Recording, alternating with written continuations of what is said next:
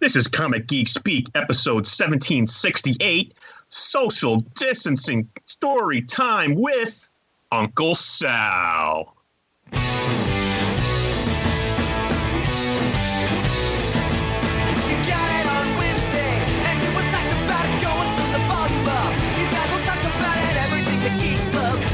Laser beams, opinions like the seasons on everything you read in comics, movies, games, toys, artists, Comic Geek Speak, Comic Geek Speak, Comic Geek Speak, Comic Geek Speak, Comic Geek, uniting the world's mightiest heroes. This is... I'm Brian Chrisman. I'm Ian Levinstein. I'm Shane Kelly. And I'm Adam Murdo.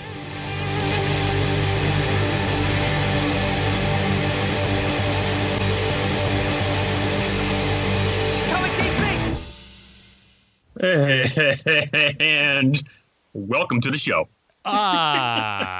We had to let him do it. Oh my God, this was so wonderful. As you may have guessed, we've already chatted with Uncle Sal, doing a bit of an opening here. So, guys, thank you for letting me know about this. It's got me out of retirement. I love talking to Sal. I'm glad you're not too old for this shit. No. I just missed him so much. I mean, I got a chance to see him very briefly at the New York Comic Con last year in his nice suit and everything. But to chat with him on the show is just, I will always treasure these episodes. It means so much to me. It's pretty much, how you doing, Sal? And then boom, 2 hours later, you're still going on. And that is 100% what happened this time around. Literally, the minute we picked up the phone, there wasn't even an introduction. He just got out of the gates running. Just the way we like it. Yes. But before we do so, Pants, why don't you catch the listeners up a little bit on what you've been up to? Oh, it's very kind of you, sir. So, as you may have noticed, I've been on the show in quite a while. Just a brief recap. I used to work at Toys R Us back in the day. Actually, it's where I met Shane and how I got on the show in the first place. Yeah. But when they closed down in June of 2018, I was out of work for about 2 months. And just sort of around that time, I sort of left the show because I wasn't really into comics anymore. But I got a job in August of 2018 working for a company called Anderson Merchandisers. They've been around for in one form or another about 100 years. But right now, basically what they do is we're a primary service provider for Walmart. So I go into area Walmarts. I'm a territory sales leader. I go into area Walmarts and basically do merchandising for clients, whether it's setting up displays, putting up new product, doing inventory, what have you there. So at this time of, stay at home and essential workers, Walmarts are still open. And I can actually still go out and go to work. So I am very lucky and very fortunate to do that. But, it's good. It's sort of my retail background still, but I'm not actually ringing out customers anymore, which is kind of nice. But one of the cool things that I do is we service a company called MJ Holdings, who, if you've been at Walmart's, they have a self-checkout area where they have a bunch of, trading cards and things like Pokemon and Yu-Gi-Oh!, but there are also comic books there. It is my job to stock the comic books. So actually, the last week, I believe they put out the first new comics, or let me say, comics with new content physically in a couple of weeks because comic shops are closed and Diamond's done whatever. So there was a couple of new DC 100 pages we put out last week. So that was kind of cool to be very tangentially putting out new comics. So that's what I've been doing. I still have my comics, so I am looking sort of I took this time of, staying home to organize my comics. I have gone through my 125 plus boxes and alphabetized each one. Wow. With the intent to at some point sell them. Actually, Mr. Everly was going to come down to my house before this all broke out and with a guide and go through and grade my comics and price them for me. But that's on hold for right now. So, but yeah, that's that's why I'm not on the show. I'm just not really into comics right now. I'm not really reading anything or buying anything. So I just sort of stay back and When you need me for Sal, you put up the call. Well, the last time you were on the show was July 15th, 2019. And now a little bit less than a year later, you're back, and we actually just finally finished, almost a year later, the conclusion to that top 5, literally 2 episodes ago. So good timing, buddy. Yeah, I'm sorry. I just couldn't think of anything. I mean, maybe the Venture Brothers and maybe Batman animated series. That's about it I can think of. Yeah. No. Trust me, we completely understand it. At least you're back for this one. That's what matters the most. I wouldn't miss it for all the tea in China. And you're also not the only one who's been organizing his comics lately, as we learned last episode with Murd. Yeah, I don't have quite 125 long boxes worth, but it's kind of a pile. And I finally figured out how many comics I own that I haven't read yet, Brian. It's about 12,000. Oh my God. Jesus. I mean, I've got probably twice that much, but I'm not sure. I have to find out what I've read. I haven't really been reading too. I read a few things, 1 or 2 things. Oh, well, here's actually right by my bed here. Let me just grab them. One of the things I read. Have you guys ever heard of a series called Fade from Blue? Yep, Yeah, I have the whole thing. Mm-hmm. I dug that out. I haven't read that in a long time. It's a 10-issue series from Second to Some Studios. The elevator pitch is it's about 4 girls who have the same father, and their mothers were all killed, and they all come together, and it goes from there, and it is a tremendous story. So when I saw that, I read that right away. I did a little reading of Morning Glories. I had all the issues for that, let them lapse, read them all in like a couple sittings, didn't realize that it's not coming back. I thought it'd be a 3rd season. Stopped after issue 50. Wow. Yeah, I even reread DC versus Marvel from the 90s. Wow. So a few things that I find around here I've been reading, but mostly it's just organizing because I have secured, if they have it, 2 tables at the RetroCon show in September outside of Philadelphia with the intent of selling my comics. But at this point, that's not the most important thing. Most important thing is just to stay safe and healthy. And yeah. Absolutely. Amen to that. Yep. Yes. Yeah. Well, here's hoping that show will still be able to go off without any complications. But if not, Yes. You'll find another way.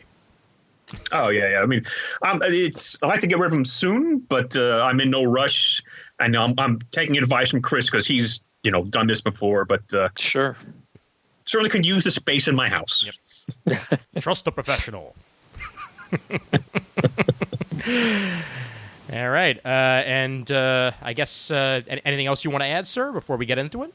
I can't think of anything. I'm just so happy to talk to Sal again. That's just, or to listen to him talk, and I just laughed in the background. Well, this was the first time I got to experience it on a call, and it's literally like being in the comedy club. Like you just sit down and you let it happen, and you don't stop laughing for 2.5 hours. Yeah. Oh, and the references he pulls out. Oh, my God. The Flintstones? Oh, my God. Yep. I liked when we got to the Benny Hill. Yeah, Yes. I'm sorry. No spoilers I'm sorry about that, guys. No. Please. They're literally about to hear it, so that it's not exactly like it's a spoiler outside the show. It's not spoiling, it's foreshadowing. Exactly. And before we do get into it, for anybody who has not listened to an Uncle Sal episode before, these episodes are rated E for explicit 100%.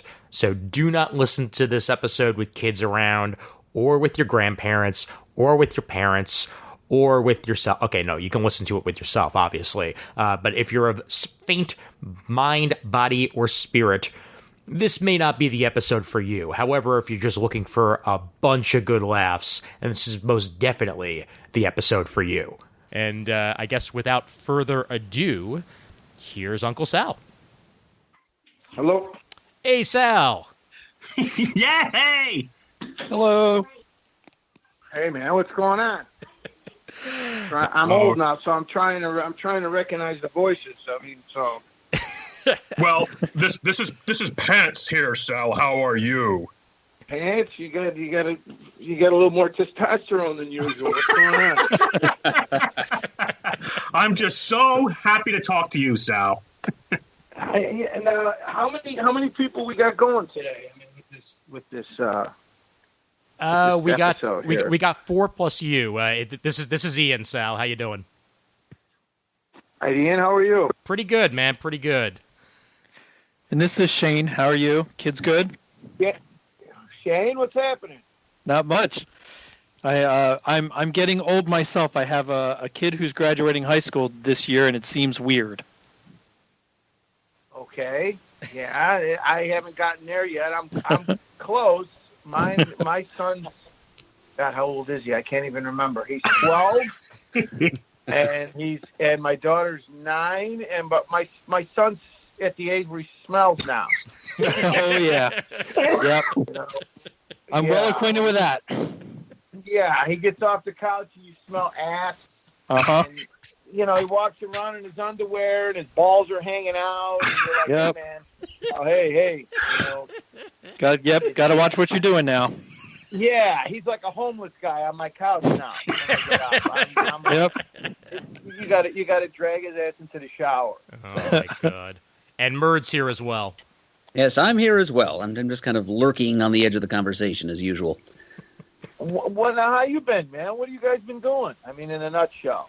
Is everybody good? Everybody healthy? Everybody hanging in? So far, so good. Yeah, all things considered, man. Just hunkering down here in the Bronx, trying not to go too far outside my own home with all the New York shit. Everybody staying home, or is anybody like the hillbillies going outside with their signs and their, Yeah, I haven't. Going out to get their Waylon Jennings tapes or anything like that? Well, I'm actually still going to work. I guess the last you probably heard from me is I was working at Toys R Us back in June of 2018. But once they closed, I was out of work for about 2 months. Then I got a job with a company called Anderson Merchandisers. And in a nutshell, what it is I go into Walmart's and I merchandise them. So I'm still going out into stores right now. Wow, shit! Look at you. I mean, it's very.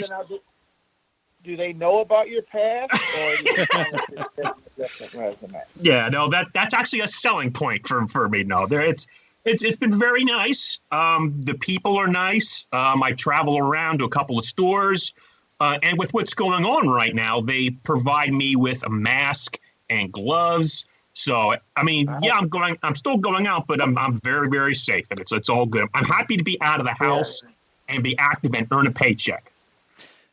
No, my wife's the same way. She has to go to work. You know, she works at the crime lab, so she has to go. And the cruelest joke of all is I'm homeschooling my kids. Oh wow! That's like, you remember, like Carrie's mother, in the movie Carrie. That's like me. It was the cruelest fucking joke in the world to have me homeschooling these kids. It's not fun. They lie right to your face. Tell you they're doing. It's all this e-learning shit, which I know nothing about. I mean, I went to public schools. I just sat next to the Asian kid. I didn't actually study or do anything. So I'm faking it, guys. But I'm in a lot of trouble over here. Honest to God. I'm lucky enough I can work from home. I'm in my comic room at my desk all the time, but I have not left my neighborhood other than to go for walks in like 35 days. Yeah, it's getting a little. Illinois, they're pretty strict on that. Well, I live in Oak Park, and they shut down Oak Park actually 2 weeks before Chicago because we had a couple of cases here. And some guy went into an emergency room here in Oak Park, and he gave it to like 9 people in the emergency room. Oh, my God. They did the shelter in place, I want to say, like on the 9th of March. And so we've been doing that. And, I'm the same way. I've only gone out like to shop, grocery shop, and the weather's been so crummy that you really couldn't really go. We had snow last week, and it's just But this homeschooling shit is it leaves a lot to be desired, and plus and then I can't watch any more shows where everybody's like, the guy opens the business where he's making masks in his basement out of the cat. There's a 9-year-old that started her own software company. What about the assholes like me who haven't done shit since they've been home? I mean, nothing. Like, the sum total of my day is if I take a shower, I'm like, I consider myself like, I'm like fucking Bill Gates. I'm getting things accomplished. I look like Phil Spector at this point. I thought you say Howard Hughes for a minute. No, I passed Howard Hughes a long time ago, man. It's not. It's one of those things where, and the kids, everybody used to listen to me, and everybody used to think I was nice. Now it's just complete anarchy. Now it's just like, oh, fuck him. And my wife does, she never says okay to anything I say. Everything's a fucking argument, and everything is, oh, fuck you. You don't know what you're talking about. And I'm like, man, what happened to all that? Yes, honey, and everything was cool, and everything was, and now I don't even have like cons to escape to. Right. Yeah. Right. Yeah. Because you're the big guy, as my opinion, at Comic-Con, with the Alex Ross art booth and everything. So, what are you going to do now? Well, I mean, I talked to San Diego about this right when this shit started, like at the beginning of March, because WonderCon was the first to kind of get, was on the chopping block of whether they were going to do WonderCon or not. Right. And it was just basically the reality of, hey, look, guys, if we got something going on that's big enough to cancel Comic-Con, then we got a bigger problem here than worrying about Boba Fett and the broad from Firefly and the guy from fucking Dukes of Hazzard, from Lou Ferrigno, and we got way bigger problems.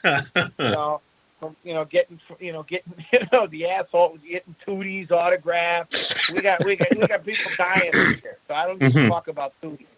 Right. So and they were so like everybody else, we're playing it by ear, and then last week or early this week they called it, which didn't surprise me because they're using the convention center now as a homeless shelter. Yep. Oh, wow. For the homeless in San Diego. And San Diego's under real strict lockdown.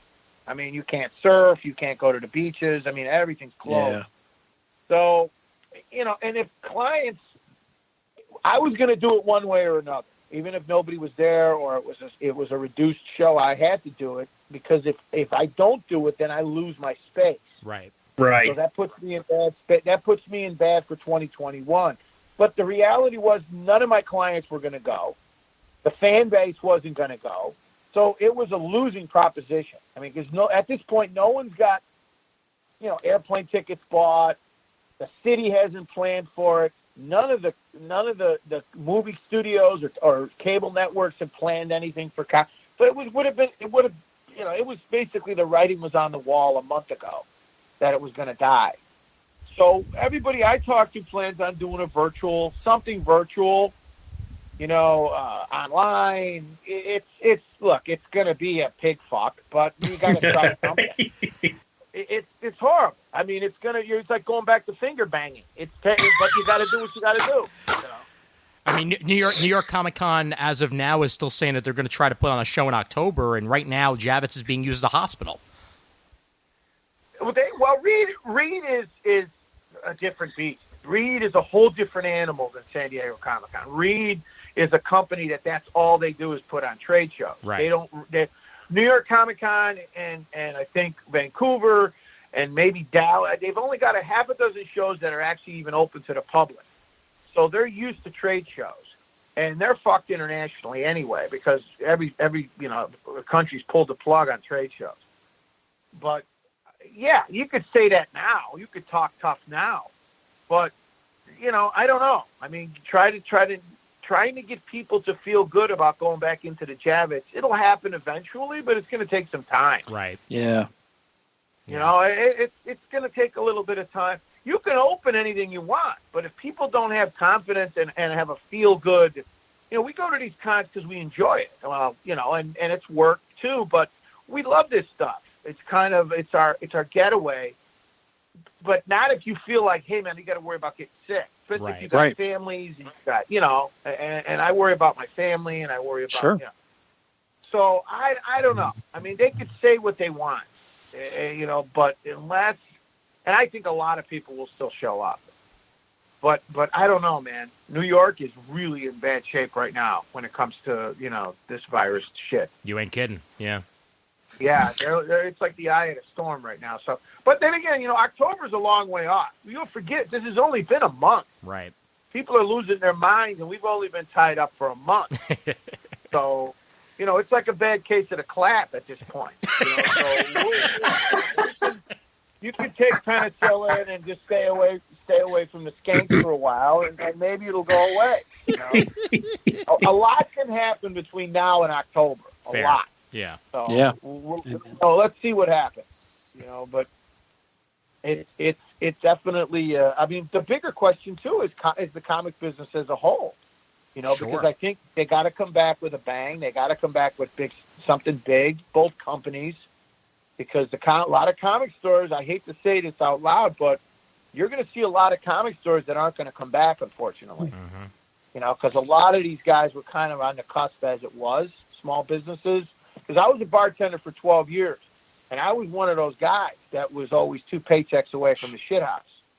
So you get a lot of these small businesses, bars, restaurants, comic stores, smoke shops. I don't know. I don't know how many of them are going to just say, hey, man, I was teetering. This may push a lot of them over just to say, I'm not going to reopen. So we got to see what the comic business as a whole is going to do. Absolutely. Coming out of this. Yeah.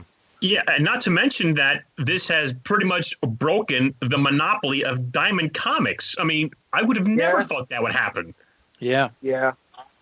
Well, look, I think at the end of the day, this kind of shit has to happen every once in a while. You got to kind of just, it's going to happen. It's going to clean out the bullshit.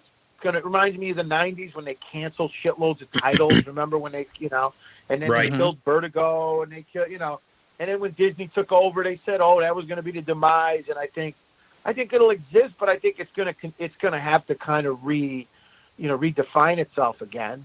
You're still going to get there's a lot of creators out there, but the bigger question is more the comic stores. Are they going to kind of reevaluate where the hell they're going to sell comics? Sure. Yeah. You remember when we were growing up, you could buy comics anywhere. Oh gosh, yeah. Grocery store, 7-Eleven. Now they're like porn. You got to go to a specialty shop to buy it. I miss the days when you can go to 7-Eleven or a grocery store or wherever and pick up comics. But I don't know. We'll have to see what happens. I remember buying a decent amount of my comics from a guy who used to set up like down the block from a bank from where I lived with just like a table full of comics that were mostly recent, and I wound up buying from him, and you don't even see that anymore. Yeah. No, we used everywhere. Here in Chicago, as a kid, you could buy them under the L. You could buy them at when you went to get on the train. Magazine stands, they don't exist anymore. The grocery store, 7-Eleven. I mean, all the mom and pop stuff. Then we used to buy those bundles. Remember when they used to put them in the plastic bag? Yep. 3 for whatever, and they tear the covers off or whatever. We had a lot of that shit. Now, I don't know. But, at the end of the day, there's a lot of conversations that got to be had when we come out of this. And I think it'll probably, based on what they're talking here in Chicago, they're not even going to consider anything until mid to late May at this point. Yeah. And they're extending the shutdown here till probably the end of May. Do you have enough Funyuns to last you that long? Man, I got to tell you, this shit. It started out like it was just fucking Three Finger Magillas, and it was the big Maryland Chambers Film Festival. And then you get a month later, man. It's those fucking it's not pretty. It's like, man, oh man, you're getting a lot of unshaven bush and all the rest of that shit, and it's getting fucking scary over here. So. Going to the grocery store, they treat you like you're one of those lepers in Papillon, where they won't even walk around you, won't walk near you. You take the kids out for a walk, people cross the street.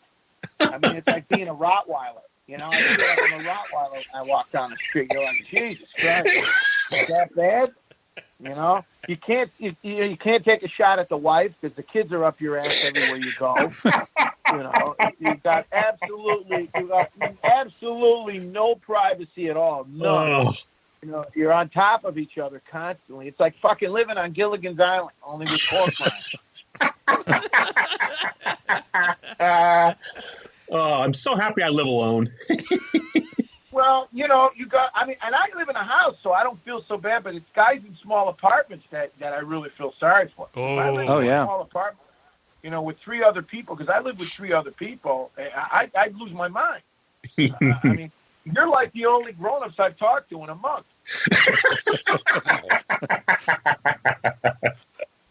All day I'm going, yeah, oh, wow. That's all I say all day. Wow. That's crazy. I got like 5 expressions for everything that happens in this house. Wow, that's fucked up, I say. Or, oh, man, what are you going to do? One of those. Or, oh, it'll be okay. Don't worry about it. I give them one of those.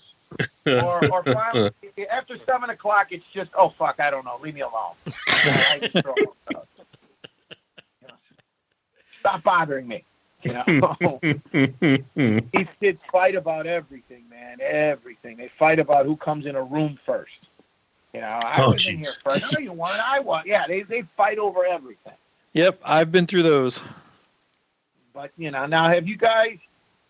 Now, Pants, where are you now in the country? What part of you're still on the East Coast, right? Yeah, I still live in Reading, PA. Just about an hour outside of Philadelphia. Okay. But now, how is it in Pennsylvania? Are they going along with this, or are they kind of like chomping at the bit to get out of the house? Well, so far it's been pretty good. The governor has extended, I think, the stay at home to the middle of May. Yep. We're all required, if you do go out, to wear masks.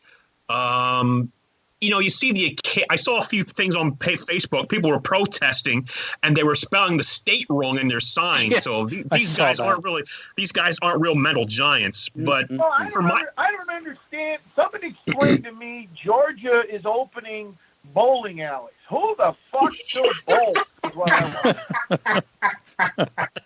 I mean, the only guy I ever knew growing up who bowled was Fred Flintstone. I don't know anybody who fucking bowls. Who the fuck bowls?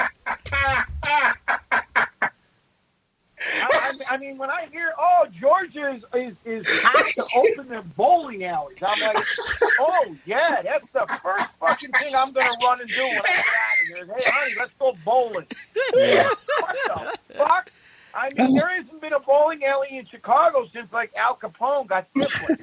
So I don't know what they're talking about. I hear this shit. Hey, I took bowling in high school. That was actually my gym in my senior year of high school was bowling.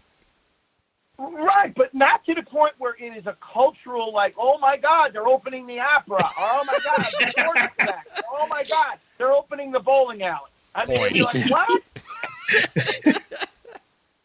It's like, what? It's like, oh my God, I can go get my prostate checked again. It's the equivalent of that. I'm like, why? I was watching the news and I'm going, we're breaking the fucking quarantine because they need to open the tattoo parlors, okay? Oh, a big rush on that. And then like the massage parlors, which I could see the rub and tugs, you got a little bit of that going on. But the bowling alley. Those 3, that's what Georgia needs. That's what's going to get them back on the cultural map again, are those 3. Now, who in the fuck is like right now pining for a bowling alley? I mean, can't you just knock shit over in your house and get the same kind of feeling? I mean, because that's all I would do. I mean, if I was that hot to knock shit over, I would just knock shit over. Set up a bunch of fucking bottles of Mountain Dew and throw something at it, for Christ's sake. What the fuck do you need a bowling alley for? I'm like, we're supposed to all be in this together, all of us. And then you got a bunch of fucking babies that don't want to listen because they're like, oh, well, listen, it's like they need to be told to shut the fuck up and sit down. And everybody needs to be told to sit down every once in a while. Yeah. And that's what these guys, it's only been a month, for Christ's sake. I mean, it's like, they're like those trolls they pull out of the ground in Lord of the Rings that got the handprint on their head. That they don't want to listen. And you got to start killing them all. That's I don't know what else to tell you. You're not wrong. No, not at all. No, man. We haven't had much of that here in Illinois. I mean, well, I don't know South, but here in Chicago so far, everybody's pretty, they toe the line pretty much. So far, so good. But it's still, you still got a lot of assholes. We have no shortage of assholes here in Chicago. But, I think guys, it's only been a month. And I sympathize with people that are out of work and money and all the situations. But it's like, none of us want to do this shit.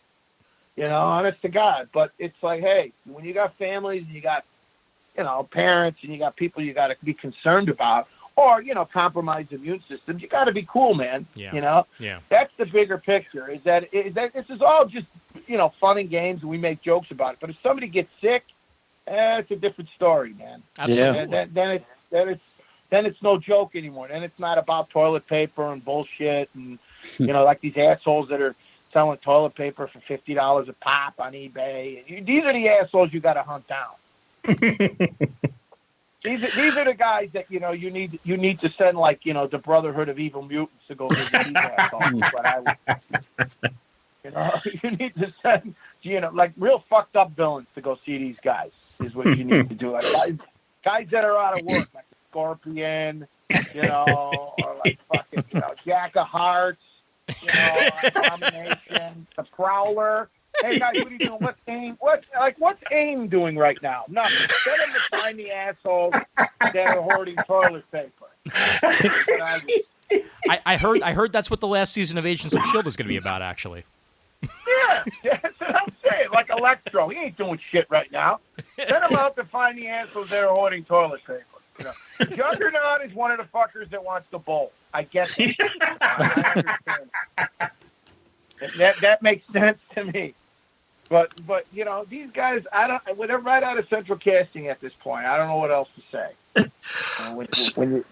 So what is one of the first things you would do when you get the chance to go back out again? Babysitter. Fucking babysitter. First thing. In fact, I'm just going to leave him at a mall and drive away. Because by the time they find him, I'll already come back and go, oh, there you are. I'll just pull that shit. A fucking babysitter is the first thing I'm going to do. Because I love my kids, but man, let me tell you guys, it's getting a little bit loopy. There's moments in the day where I'm just like, man, oh man. I wonder if I caught this thing, how bad it would be. And I'd be alone, quarantined, and I could read my back issues of fucking, The Demon and shit like that, and nobody would bother me. I could pick up Devil Dinosaur, and nobody would fucking spill shit on it. And, because I have a studio, and I go there every couple of weeks just to make sure that it's okay and there aren't assholes living there. But otherwise, trying to work at home, you can't concentrate. You just can't. There's constantly coming in the room, and and then you can't even. They start to carve into your masturbation time and your phone time and every other time. So you gotta be a nice guy. I feel like I'm one of those guys. I'm being watched all the time, so I gotta always play the good, upstanding father. The Sal they don't see, he's hiding somewhere. I got to go out into the garage if I want to smoke a cigar. And then they knock on the door. They pound on the fucking door. It's like I'm on the most wanted list. They pound on the door like the DEA comes to arrest me. What are you doing in there? Oh, shit. Thank God for locks on bathrooms. Go in the bathroom and I hide. And then the doorknob turns real slow like an Alfred Hitchcock movie. You know, because my daughter's real good with the butternut. She knows how to use the butternut. Not to fucking borrow. Yeah, my one kid learned that when he was 5. Yeah. I mean, it's like you have no time to yourself. You have to constantly cheer yourself up. Your sleep pattern is fucked. I mean, I don't know what's up, down, what's late. It's like I'm in Vegas all the time now. Oh yeah. You know, you get up whenever, you go to bed whenever. You find yourself watching, Secret Weapons of the Gestapo at 4 a.m. on History Channel, and the asshole that's Dirty Jobs at 3:30 in the morning. Shit like that. You're like, what the fuck am I watching? Like Nostradamus. The thing about Nostradamus, at like 4 a.m. and you're like, oh, that seems interesting. Shit.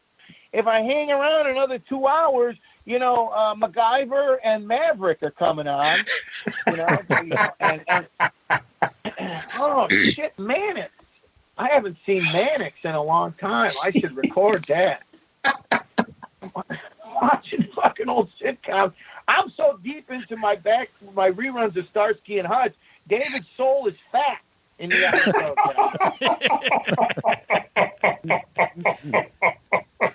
He looks like a bad porn star. He's got a mustache. His hair is long, fat and shit. And I'm going, when did David Soul get fat? I mean, because he only watched the first season, and all the girls liked him, and then you were like. Then he thought he was Marlon Brando or something. He got all fat, and I'm like, oh shit! No wonder I stopped watching this in 8th grade. I'm going through Cheers right now, and so is Shane for that matter. Yep. Middle of season 6. Yep. What do you got? I have no clue on what's good or what's bad because I'm trying to invest in shows, but. I wind up just I watch reruns mostly, but so what are you guys watching that you recommend that?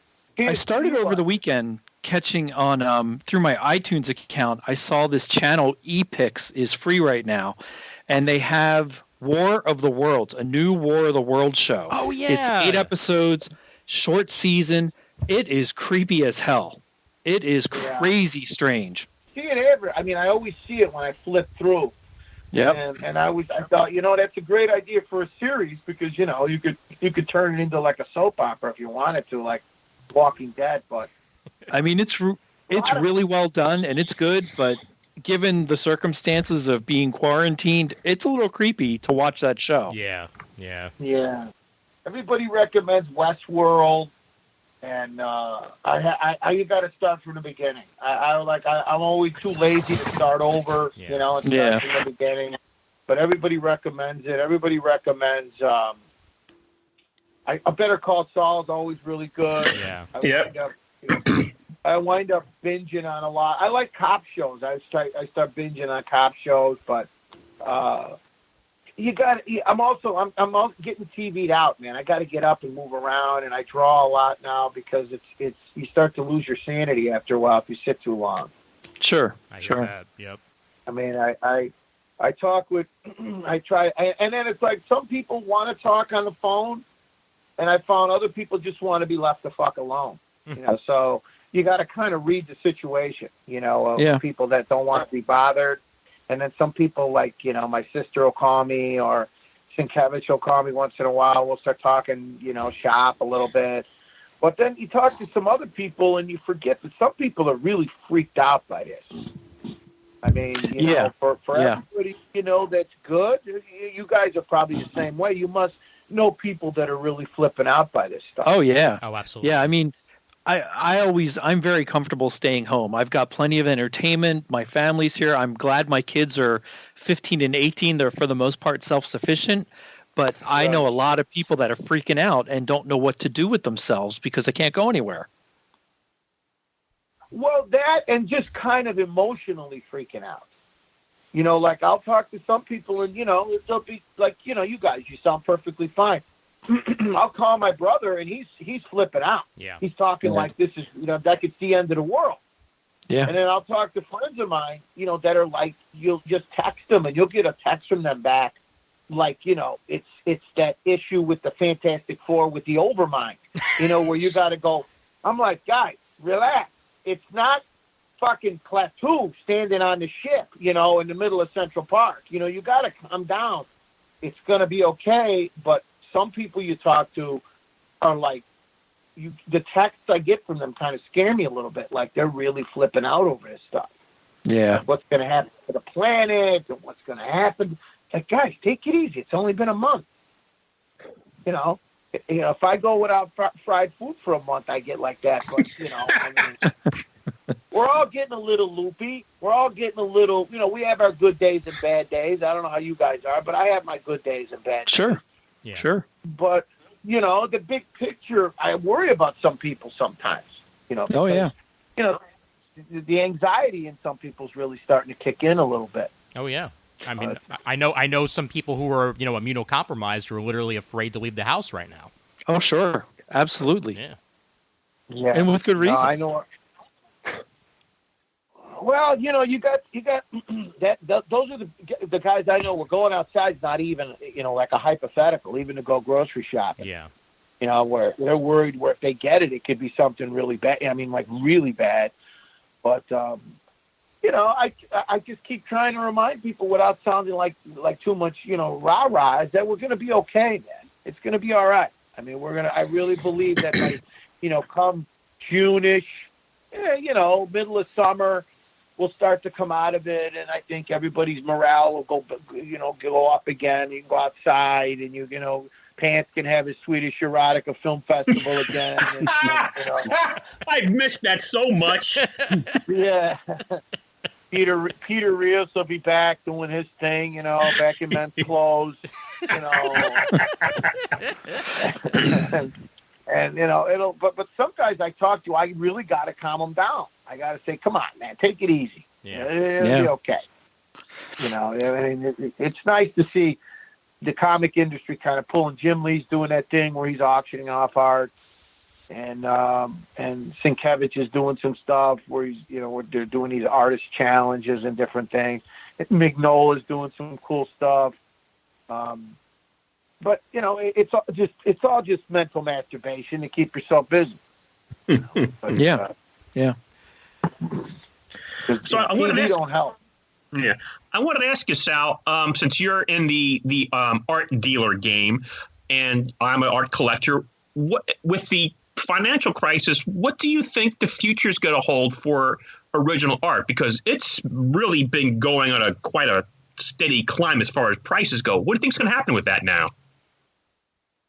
You mean like good or bad, or because of this, or? Well, yeah. I mean, will there be a burst in the bubble, basically? No, I think if anything, the good thing about original art is that from what I know from my big clients is that they find it a lot safer than the stock market. They find it, that it's something that is steady. It's something they know, and it's something that they feel confident in, that it's, like everything else is going to fluctuate, whether it's, antique cars or art. I just found that it's, as long as it's original, it's a one of a kind, it's not some duped up bullshit that some guy from the Philippines sold you on eBay, and it's the real deal. And, I know that the stuff you got, Pants, is the real deal. It's not, back issues by Boba Fett and shit. But I mean, by fucking, by Chap Yap or anything like that. It's going to be fine. It's going to be fine. I think the market, and in fact, if anything, I know a lot of guys that are selling like crazy right now, because, you've got a lot of dealers, you've got a lot of guys that sit on a lot of superfluous stock, where they have a lot of pages that are kind of middle tier pages, and they want to unload them because they just need cash. Mm-hmm. They're not giving them away now. It's not a fire sale, but they just discover, hey, you know what? I got a lot of stock, and they're willing to play ball more because they're not going to cons. They're not, traveling. So, I bought 3 Kirby pieces in the last couple of weeks that I've never seen before. that have been literally, in somebody's collection that they've had put away for years, and they just decided, I got a lot of this stuff sitting around, and it ain't doing me any good. So, you just want to bring, in some cash or whatever, and people are willing to say, hey, fair prices. Again, no fire sales. Okay. But it's also as an agent, I can't go to my clients. I can't go to people and start nagging them about buying shit because it's just it's tasteless right now. Right. It doesn't look cool. You look like a carpetbagger. You look like an insensitive asshole, and you gotta know when to just say, okay, stand pat. If the girl says no when you ask her to dance, you don't call her a lesbian and walk away. You just say, okay, thank you very much. You got to know when to shut the fuck up, and that's how it is right now in the business. It's everybody's going through the same thing, and their minds are not on buying artwork. Their minds are on their families, on their businesses, on what the future's going to hold. But it's no different than when the economy hit the shits. Remember when the banks, what was it, 07 or 08? Right. The banks, when Obama came in and had to kind of rescue the banks, it's like that, where things are just flatlined right now. Mm-hmm. I had a lot of deals that were on the table that literally just evaporated overnight. Sure. When this happened. Yeah. But, it's what are you going to do? They give you lemons, you got to make lemonade, or in your case, pants and fucking whiskey sour, But it's not a good time to start, going out there going, hey, and try to sell shit because, come on. You look like a big asshole when you do stuff like that. You got to know when to stand pat and just, eat it up. But if you're worried about now, it's going to take a little bit of time. I mean, I think but I think when it does come back, people are going to be let out of a cage. People are really pining to get a sense of normalcy back. Right. People are going to really, Alex, he's never stopped working. Right. He's a machine, that guy. He's still doing 5 covers a month. Wow. I talked to him a couple of days ago, and he's like, that's all he knows is to work and to stay busy and thankfully Marvel's based on when I talked to them, they've kicked a lot of their big stuff to the fall, big projects that they wanted a lot of eyeballs on that were going to come out now. They've pushed them to the fall. They haven't canceled stuff, but they've just kind of kicked it. But Disney did kind of send down a drop, put your pens down policy of anything that wasn't commissioned. Stop drawing, stop painting. Everything had to stop because of I guess it was what happened with Diamond and the comic stores closing obviously, but it'll get back. We'll get back to normal. And at the same time, this might be a good time to just reach out to artists that may be hurting at this point and see whether or not they're just open for general commissions. To try to stay afloat. God, yes, it's the best time to do that. If you got the cash and you can afford it and you're in that you're in the market for stuff like that, it's the best time to hit people up for commissions. Because a lot of artists, they want to work. They're pining to work. They're at home. And I just finished up, graphic novel I've been working on for like 10,000 years. And I called San Julian, the Spanish artist, San Julian, and he delivered a cover for me in like 3 days. Wow. But he's in Spain. He told me he doesn't speak any English. I worked through his agent. And he's in Spain, and he's like, hey, we're not doing anything here in Spain. Everything is just kind of, on hiatus. So 3 days later, he sends me a finished, like the JPEG of like, hey, your cover's done. I was like, wow. I was just waiting. I figured I'd get it in the next couple of months. And he's like, no, he's open for commissions. Sienkiewicz is open for commissions. Every artist, because he wants to stay busy. Right. Sure. He's got projects, but he wants to stay busy. Alex, my God, the first question he asked me was, hey, do you think, the stuff I'm doing at Marvel right now is going to dry up for a while? And it's like, because he wants to keep working. Yeah. That's the way, you deal with it. If I couldn't draw right now, I'd absolutely lose my mind. Yeah. And there's a lot of good stuff online. There's a lot. I'm discovering a lot of great artists that because I normally, unfortunately, at cons, I spent years at Artist Alley. I haven't had a chance to really kind of, prowl around Artist Alley in the last, 10 years. And I lost kind of touch with a lot of great talent out there. And I've seen just guys I've never heard of that I'm like, wow, look at this guy. And, man, look at that guy. Whether it's Twitter or Facebook or – unfortunately, Facebook's a lot of politics now, man. So, Twitter's cool. Instagram is cool. Too many girls with big asses on Instagram now. You get distracted. But, God, you hit search, and I'm like, what the fuck? You're almost like, what, where we, it's like, they didn't look like this when I was in high school. Where do these girls come from? They all got those Telemundo asses, and you're like, my God, I got to get off Instagram. It's just fucking scary. It's scary. You're like, oh, my God. Mom, what, you're looking in the background like, where does she fucking live? Like Pluto? Where do these girls come from? Girls in my neighborhood had mustaches, when I was growing up. Right. And El Caminos and man-made, tattoos. And then, they hit you in the head with a fucking beer bottle and, no teeth and smoke a pack of Newports. And you see these girls on Instagram, you're like, Jesus Christ. With the, homemade bikinis. We're making masks into bikinis. And you're like, what? I gotta stay home, man.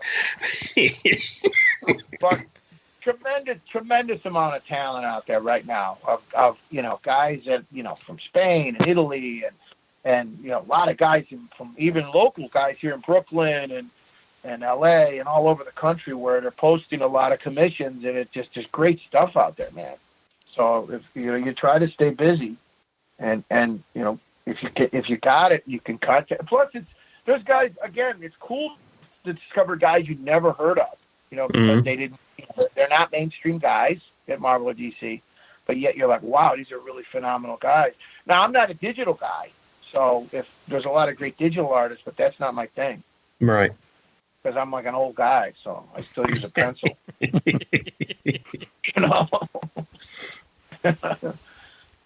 see some of these guys, you're like, wow, what the hell are they using? They tell you software programs. You're like, well, all right, I'm out. Well, no, it's got to be tricky if you're a digital artist because you can't sell originals. So right. You know what I mean? It's got to be tricky when artists say, hey, I'm a great artist, but they show you their stuff and it's digital. You're like, oh, well, okay. You could still get work. It doesn't mean you're not a great artist. It just means you don't have anything tangible to sell, past, say, a print or something. The art world's changed, a lot more people are going digital. Like it's which is why in some ways it's even harder to get originals of stuff because a lot of that stuff just immediately becomes prints because it was digital to begin with. Well, yeah, well, look, it's where it's going to be, in 10 or 20 years. I mean, look at art stores, for example. We used to have art stores all over the country. I love. Oh yeah. Nothing better than the smell of an art store when you're an artist. I love the smell when you go in. We used to have 15 or 20 really good art stores in Chicago. We've got 2, and it's because it's a chain, Dick Blick. And all the art stores are gone because everything's gone digital. And and also the internet killed them too because the price of things that you can get on the internet is so ridiculously cheaper. I don't mean a little bit cheaper. I mean like a third. And they deliver it to your house. Like, they're knocking on the door as soon as you hit send. Amazon. It's embarrassing.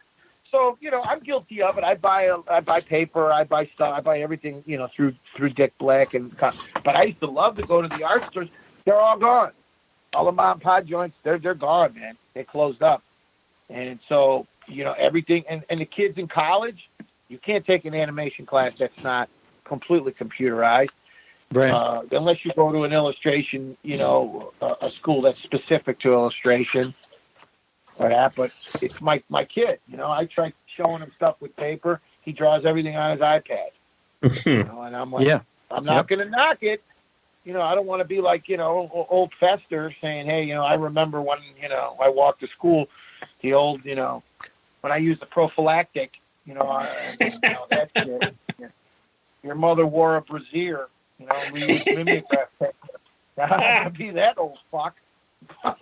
But, a lot of these programs that people show me, I think they're great. I use them for 20 minutes, and then I wind up going right back to the paper and pen.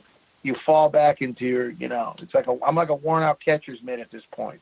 And I'm like, what am I gonna learn a fucking new program for? I'm an old guy. Where am I going? By the time I figure out how to use it, I'll be dead. So I just stick with what I got. I'd rather use a big pen and a Sharpie than figure out Photoshop and the shit these guys can do with Illustrator and all the rest of this shit. Alex doesn't even own a computer. So it's one of those things where, he doesn't even have a computer. He's a perfect example of a guy that just said he has no desire to do anything digitally. Wow. Yeah. And, Bill uses it, but he does it to enhance things or to create multiple versions of stuff and, to tweak things. Or if a client wants something changed, you can make changes faster. But if you ask Bill where his dominant instinct is always, it's never the computer. It's always the paints and the brush. And Bill's a fucking anomaly. He uses everything. He uses acrylics and oil and inks and gouache and he's, coffee and ketchup. I'm not kidding. He uses everything. I've seen him work. Yeah. Yeah. When he says mixed media, he ain't bullshit. He uses everything. And the things he comes out with are amazing. Yeah, Bill's from another planet. There's when it comes to that kind of thing. I mean, he really is just he's such a singular, unique talent when it comes to comics that he's the word genius gets thrown around a lot, but Sienkiewicz is he's one of a kind, man. I mean, there's honestly he's a guy where one guy you give him a crayon and a napkin. And say and give him 5 minutes, and he'll put something together for you that you just you never saw coming. Yeah, I remember watching him do something, and he started throwing white out on it to make it rain on top of this drawing he was doing, and it was amazing. I'm like, what? It didn't look right at first, but man, he started turning it around. He puts it all together, and it's just amazing. Yeah, he's one of the guys that. You really, I learned something from him every time I talk to him on the phone. Every time I talk to him, and I like to pick his brain about stuff, and he'll throw something at you and it has nothing to do with technical stuff. It has nothing to do with, you do it this way or do it that way or shop talk. You know what I mean? It's all in philosophy. It's all in, let the piece will tell you what it's going to be kind of stuff, and always surprise yourself. And the way he talks, as an artist, it's just like you relish having conversations with him because he comes at you from different angles of how to approach things creatively, not like so much how to. He can how to you all you want, but Bill's, if you tell him to draw Peter Parker 10 times, he'll draw it 10 completely different ways. He never really falls into it unless you ask him to draw Elektra because he's tired of drawing Elektra. He'll just give you, what you want with Elektra. But when you talk to him, it pick his brain as an artist. It's an amazing conversation you have with him. Wow. What you get out of it artistically. I mean, he really is one of those guys that there's him and there's everybody else. And I work with Alex, but Alex is different because Alex is just a fucking machine. I mean, Alex is like, he's that mouse in the Green Mile, that never dies. He's 150 fucking years old. He is no one I've ever known has ever worked as much as that guy works. When people say, oh, this guy's the next Alex Ross, or I want to be the next Alex Ross, it's like, well, you better be ready to work 27 hours a day and never rest on your laurels because he's always trying to kind of outdo everything he's always done. Wow. And it's impossible because he's one of those guys that he's like the fucking Terminator. You know, that's all he does. I mean, that scene where he says that's what he does. That's all he does. They're talking about Alex. They're not talking about the Terminator. So when, since we've started talking, he's done 5 covers. You know, I don't doubt it. I don't doubt it. I'm not shitting you. Whenever I go over there, you've got the cool thing about Alex is you've got a window of time to deal with him, and then he kind of shuts you off because creatively his mind is going somewhere else.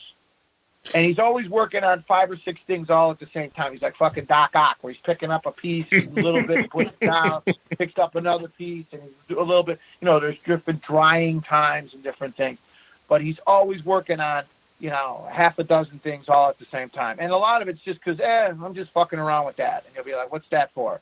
I'm just, fooling around with it. And you're like, well, okay.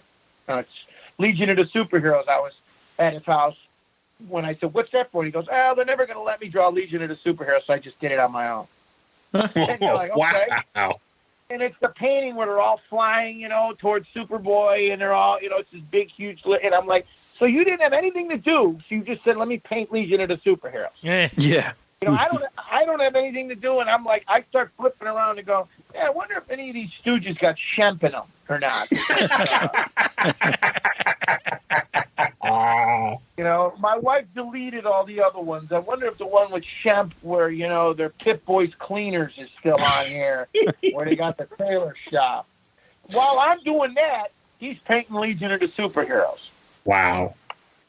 Yeah, he's a fucking machine. That's all I could say.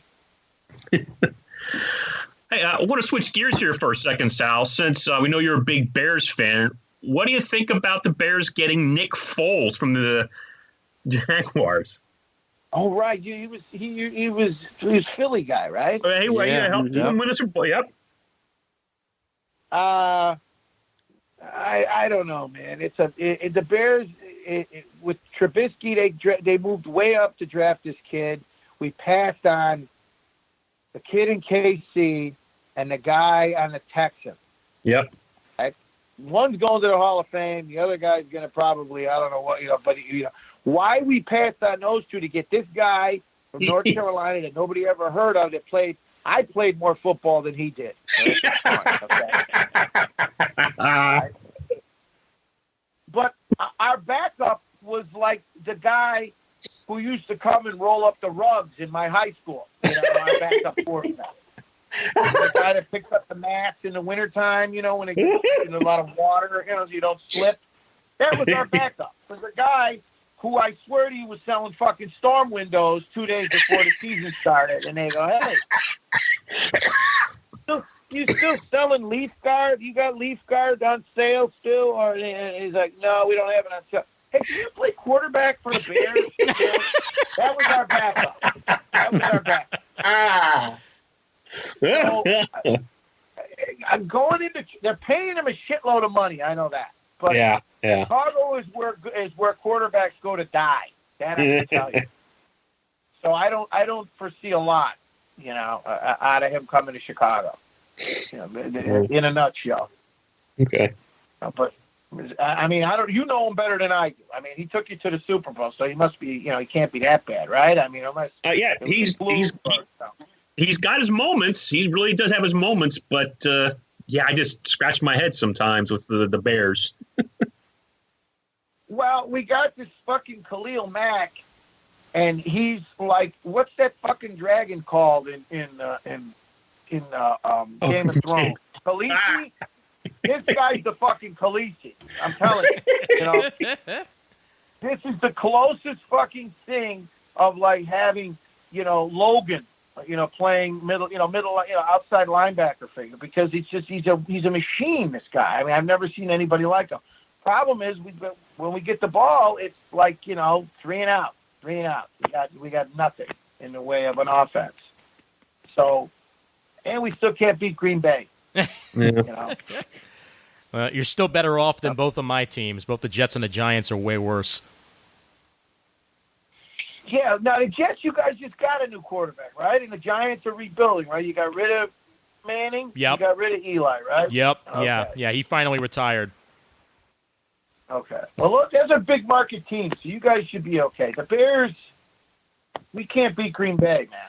It's fucking embarrassing when you're Chicago and you lose to a city whose contribution to culture is cheese, which is like you never would have discovered that anyway, right? Old milk, you just would have.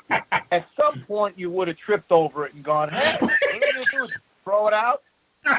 Well, I left it out, and then fucker didn't pay the electric bill, and the milk is spoiled. So I don't know. Try eating it. Put it on bread. And a couple of hillbillies said, "Hey, not bad." That's who we lose to every year. That's who we lose to. Aaron fucking Rodgers. We got to deal with that. But hey, at this point, guys, I don't know. You think we'll have football, or it's too soon to tell? Or I think it's too soon to tell. But if they do, I wouldn't be surprised if it was very limited amount of people allowed to watch it. Oh yeah. I'm betting it's going to be empty stadiums. I think that's how they're going to go forward. I don't want to be a hard on about this, but I don't even think you need the crowd to watch football, right? I mean, you can watch the game without the crowd. I mean, sure. I mean, it's not the same. I get it, but I think baseball's fucked. I mean, they can say what they want about baseball. Hockey and the NBA, forget it. We're already going into May, and they're done. Yeah. Till next year. Yep. Football, what's training camp start? August? Thereabouts. I think in July, yeah. Yeah, we may be all right. But like you said, I don't think you're going to get 60,000 people going to going to stadiums and shit like that anytime soon. But like I said, guys, I'm telling you, life is weird. This shit can do an about face in either direction anytime. You could get a vaccine, you could get medicine, and you don't even need the silver bullet. All we need is like a couple of good meds to turn this into the flu, where you could just I had influenza a couple years ago. I've had when I was in Italy this year, I was in the hospital for a week because I got really sick with some kind of infection. I don't know what it was. And they give you meds, and you go home, and you get your ass kicked. You guys have all had the flu in a couple of days. Mm-hmm. You feel better, and you work your way out of it. We don't have that now. But if we can get some good meds, not the whole Megillah that they say we're going to get in, I don't know, what is it, a year or whatever the fuck. Right. I think people won't be as scared. People will be like, all right, if I get it, I fight it off like I would the regular flu. And I think you're right, though. I don't think people are going to be in any big hurry to go to stadiums. Yeah. I know I'm not. No. You know what I mean? Tailgating and all that shit here in Chicago is like the fucking Gladiator Academy anyway. It's like, 2 men enter, 1 man leave. If you go to the Bears game now. They're pissing in the sinks and they're throwing shit. And, it's like, I'm not fucking kidding.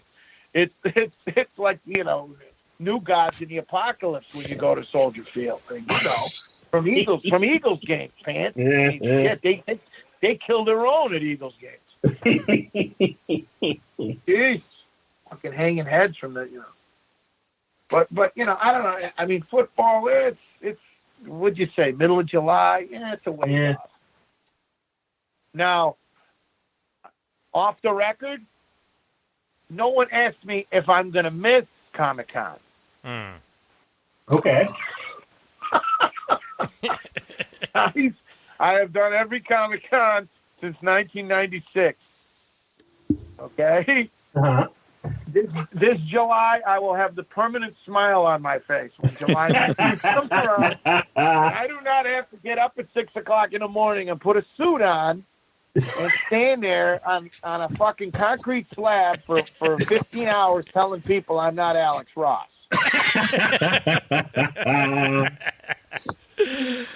All day long, it's, hey, I'm your biggest fan, and wait, just before you, I don't want to hurt your feelings, but I'm not him. And then they want to argue with me and go, oh, yes, you are. No, guys, honest to God, I'm not him. And they're like, well, where is he? Where is he? I don't want to talk to you. Where the fuck is he? Why didn't he come? And I'm like, guys, I don't have a fancy answer for you. He's just he's home working. He likes to stay in his studio and work. He doesn't like to, go to cons all the time. He went to New York a couple of years, 2 years ago. That or the Captain Marvel bullshit that I'm doing. They come up to me and they want me, they ask me the whole Billy Batson bullshit. They think they're funny.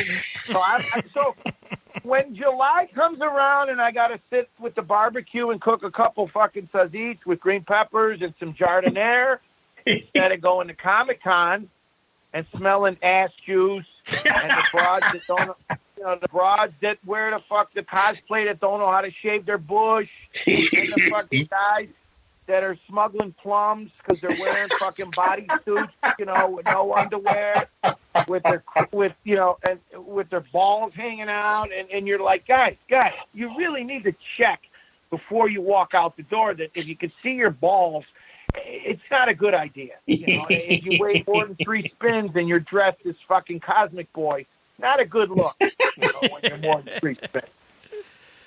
Starfire wasn't 400 pounds. It's not a good idea.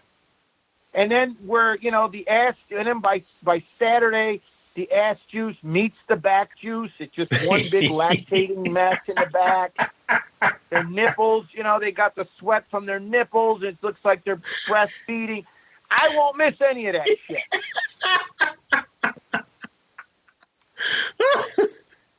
I love it. Let me preface it. I love it. But I've done about 26, 27 of them in a row.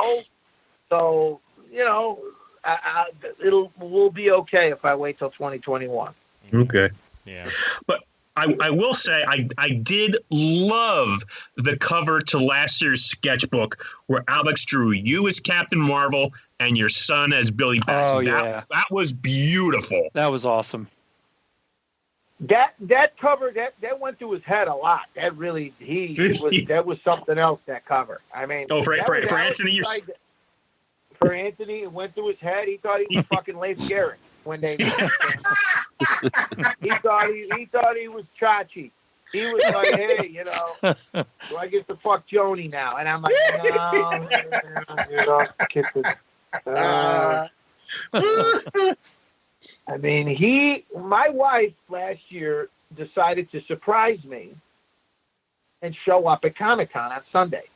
Oh, wow. And well, yeah, I mean, I never bring my family because I don't have any time to spend family time with them. I'm literally working from 6 in the morning and I'm having dinner at 11 o'clock at night because we don't shut the booth until 7 or 8. By the time we get out of there, it's 9 o'clock. By the time, and I'm dragging ass like a $2 whore at 11 o'clock. I don't want to have to tell any more stories about poodles or fucking Roman helmets or Cincinnati bow ties or fucking Alabama steamers. I'm done. I can't talk anymore. I'm too fucking tired.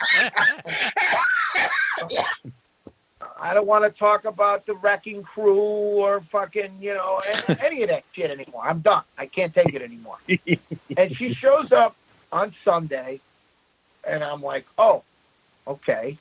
What am I going to say? It's your wife and your kids. It's like they're like Teamsters. You can't say shit. You got to just go, oh, hey! He comes to the booth, and he wants to know where he's going to set up to sign autographs. Yeah. And I'm looking around. I'm going, for what? And he goes, well, I'm here to sign. I'm on the cover of the sketchbook. And I said, okay. I don't know what to say. He's like, the black guy in Planet of the Apes, where nobody, he was in the movie for 5 minutes. Nobody remembers him. He's like, the guy with the snake in Live and Let Die from the Cola commercial, the 7-Up commercial. Nobody remembers who the fuck he is. They all want to know Alex. They don't give a shit about my son. So I gotta pay people. I'm like, hey guys, hey, come here. You want to make a couple of dollars? Go over and ask this kid for his autograph. Go over there. And I had the girls that worked the booth ask him, and and he was eating it up. I mean, this guy was really thought that he was like, he thought he was fucking Kim Kardashian. This guy. I was like, where did this shit come from? Because, the Captain Marvel thing was like getting bit by a vampire for me 20 years ago. I mean, it was just, I get more shit for that than you could possibly imagine. People want you, and you say the magic word, and you wear the costume. Now, you got to remember, I put that costume on about 70 pounds ago. So I didn't have 6 chins, and look like fucking Chaz Bono when I put that costume on.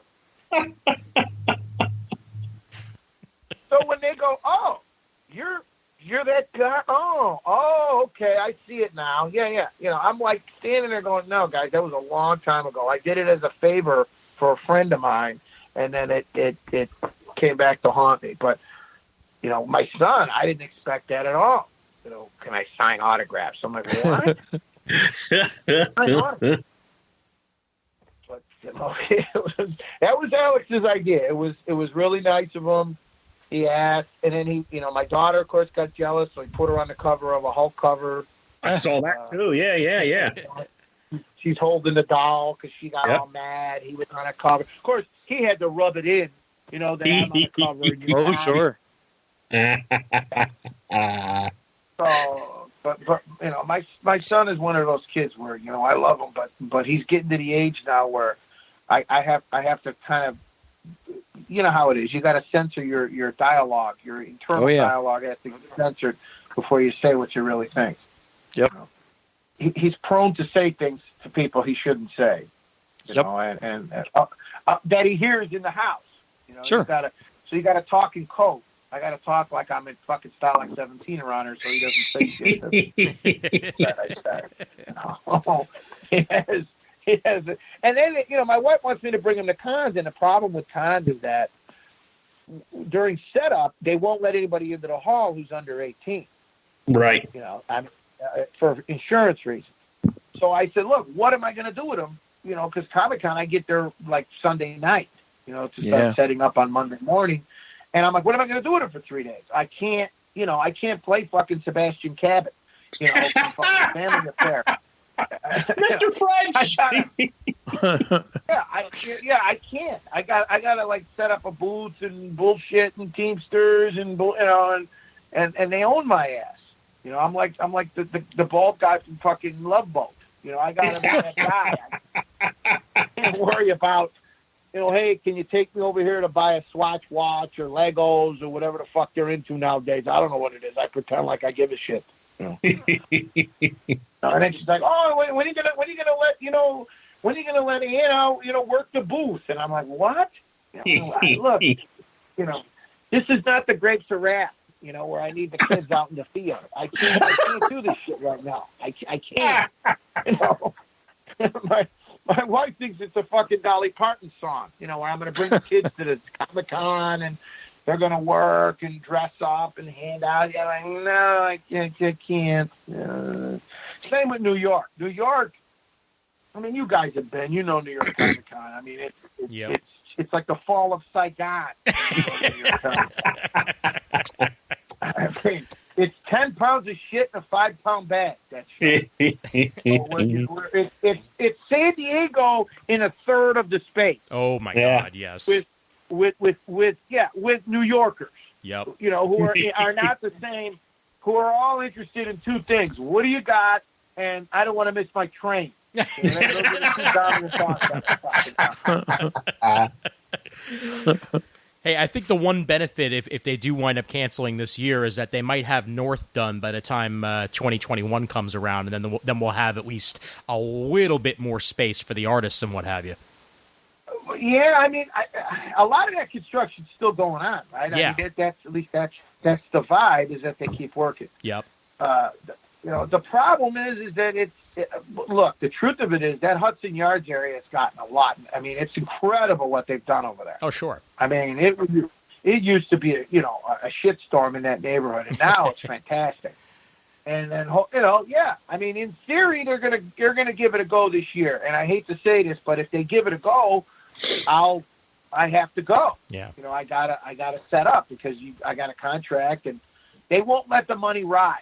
You have to leave a deposit. At San Diego on Sunday night, I got to pay them for the next year if I want to hold my spot. Right. So I got to give them a check Sunday night for 2020 and then for 2021. Now, some shows will let the money ride. You just say, hey, hang on to the money and use it for next year. Right. Other shows won't. They're like, no. They give it back to you, and then you got to start over. You got to jockey for positions, for space, and the map, and it's all about locations when you're at a con. Sure. I mean, it's all about where you're located. If you're in the weeds, they're not going to find you. They're just not going to find you. Yep. But with New York, if they decide they're going to do it, and knowing Reed, I got a feeling 60% of me says they're going to do it.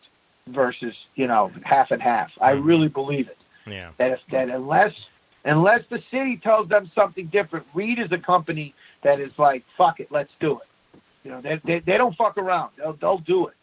Well, they were going to do Emerald City up until what, like a week and a half before it was going to happen? Yep. Yeah, because these are companies that they make these logistical decisions based on, hey, is it okay to do it? Yeah. We already paid for the space. Probably they can't get their money back, for the I mean, look, to rent the Javits for 4 days, I think rental per day is like $480,000 a day to rent the Javits. And if you have to book the Javits years in advance. Now, there's an act of God clause in some of those contracts, but if you decide, hey, you're going to lose your head. But see, the other problem is if your lawyers tell you, and this is why the NBA was the first to pull the plug, is that it wasn't about money. Don't kid yourself. It wasn't only about money and only about the fans' safety. Yeah. Their lawyers told them, you can't get any insurance if you do this. Yep. And if anybody gets sick at your show, they could sue you. You're accountable for that shit. That's why everybody said, all right. So it's just like when they told the restaurants you can't allow smoking in your restaurant. Nobody complied until the insurance company said, we're not giving you insurance because if somebody sues you for secondhand smoke and you allow smoking in your restaurant, boom. So when Comic-Con pulled the plug, I was a little surprised they pulled it as quickly as they did. But when I talked to a couple people in San Diego, they're a lot like New York in the sense that they took the shutdown very seriously. Yeah. I mean, they shut everything down. Chicago, the governor already called everything up until going into August. They've already killed the air show. I mean, Lollapalooza and Blues Fest and all the festivals all the way through July. They've already killed them all. They've already said they're all dead. And it's funny, too, that, considering timing, C2E2 was the last one. Yeah.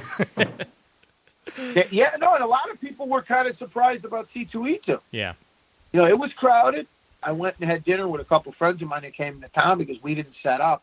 My friend Chris set up. And it was crowded. There was a lot of people. But it was right after C2E2 that, that was it. Yeah. It was the shit hit the fan. Yep. It was over real quick. But, Emerald, that didn't surprise me because at the time, Washington was like the epicenter for this whole thing. Yeah. 30 people died at that nursing home. 35 people died in a nursing home in Washington. And they were like, nobody wanted to go. Everybody was pulling the plug. Everybody I know said, I'm not going. They were afraid. With good reason. I mean, I was supposed. Yeah, I mean, Vegas, same way. I mean, Vegas, when I saw Vegas decided to close up, I thought, man, oh, man. This shit just got serious when Vegas said we're closing the casinos. Yeah. Because people forget how much of a convention business Vegas does. I mean, people think of Vegas as like with pants, with whores and gambling. but they do a tremendous convention trade show business in Vegas. And a buddy of mine, a guy that I work with, who works for Apple Records, he said that week somebody went to the buffet at the Mirage, tested positive. Oh. And they had to try to spec trace everybody that was at the fucking buffet. Oh boy. And it's like, good luck with that, unless there's a rodeo in town, you can definitely hit the rodeo. But once that got out and that leaked out to the press that somebody was at the Mirage with, tested positive, who was at the buffet, and that was it. They had to close half of the hotel, and they were scouring it. They were doing all that. And then, Cirque du Soleil and everybody else followed suit pretty quick. But my wife's friends were there that weekend, and they were literally giving people 2 days to get out and close the hotel. Yeah, they gave everybody 48 hours who was staying in the hotel. Wow. You got to check out. You got to get the fuck out. But I think we'll be all right. I mean, I don't know how you guys feel, if anybody's hurting in particular. I think we'll be all right, but everyone's got to do what they're supposed to do and stay away. Stay at home when you're supposed to stay at home. Yeah. Everybody comes out too fast, and it's going to come right back if not everyone's as clear as possible. Yeah. And I think I couldn't agree more. Yeah. And I think where I am, I mean, especially for New York City, it's going to take us probably longer than anybody else to really bounce back. Sure. Considering the population density and just how many people are dealing with it here. And I mean, we just gotta do what it takes to social distance, keep those masks on, and not get anybody else sick. That's it. And like so many people, I know more and more people who know people who are getting it, passing away as time goes on. Yeah. Yeah, I think, but it's like I said, guys. I think that in lieu of the vaccine, I think if a lot of these drugs, and based on what the New York Times and other people have said, there's 80 or 90 different drugs from all over the world that they're on trials right now to try to combat this.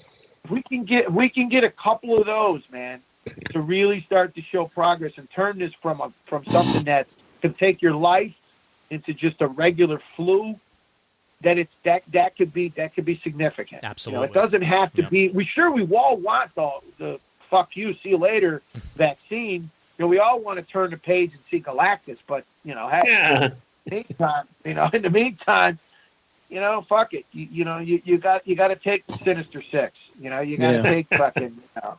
You got to take the guy with the skateboard that goes up the wall fighting Spider-Man. You got to take the Grizzly. You got to take fucked up villains in the meantime. You can't always.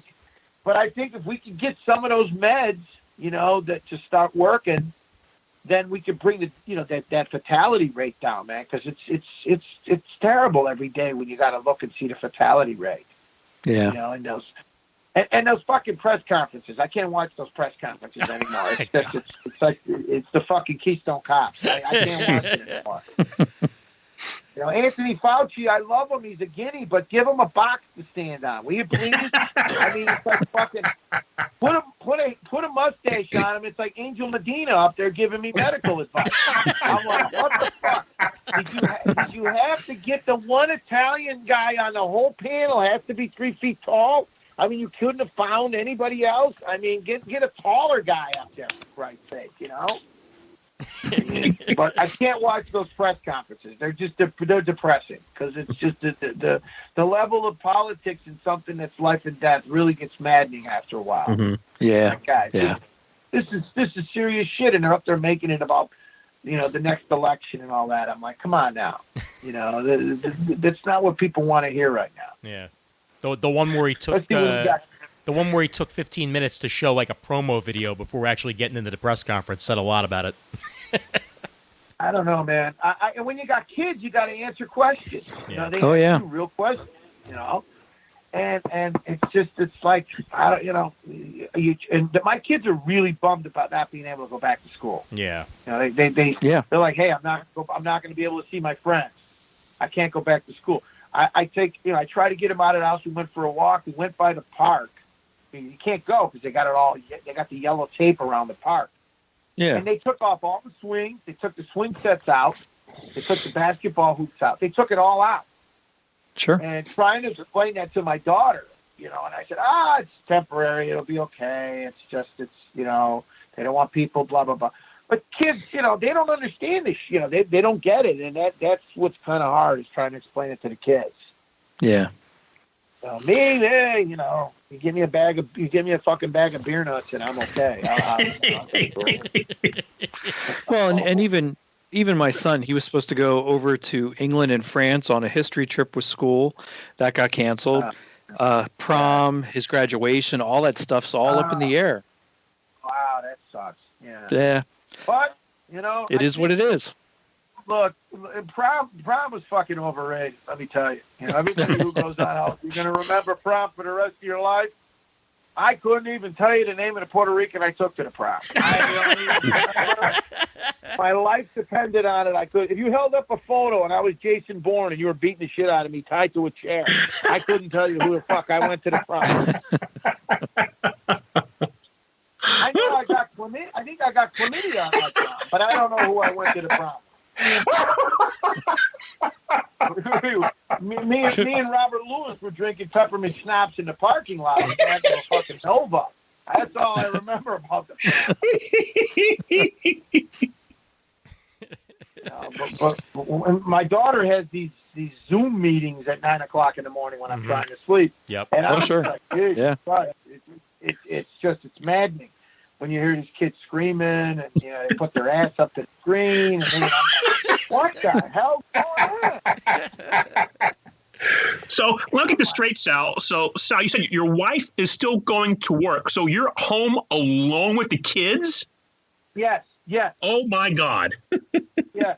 This is the cruelest joke that like fate could ever play on anybody. You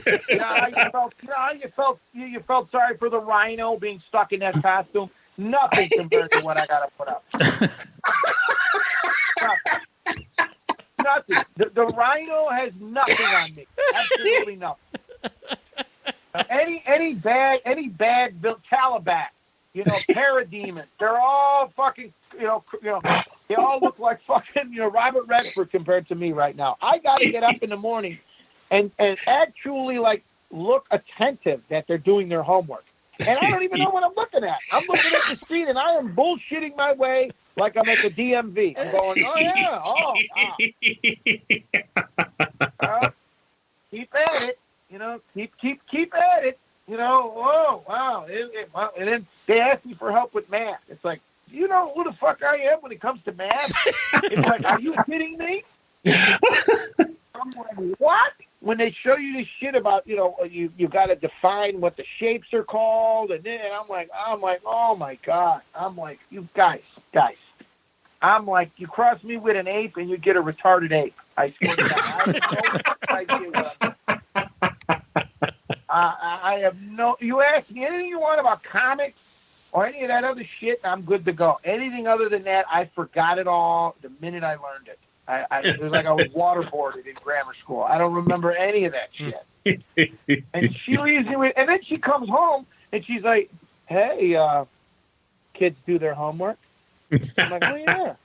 And then she looks down there and it's like, she's like, "No, they didn't do shit. What have you guys been doing all day?" I go, "I don't know. Do I look like fucking Arthur Treacher? I don't know what I'm doing." I am not fucking Charles in Charge. I have no idea what I'm doing. None. Not even a little bit. You know how some guys are like, "Hey, sure, I used to tutor." No. None of that shit. I know nothing. Here's my favorite part of the day. "Hey, what do you guys want for lunch?" That was it. And then I'm too fucking lazy to even make anything. I go, "Who delivers?" And I start getting our menu. Shit, McDonald's delivers? Man, oh man. No, I never thought I'd see that. My wife comes home, she's like, "You guys ordered McDonald's?" I go, "I don't know, did I?"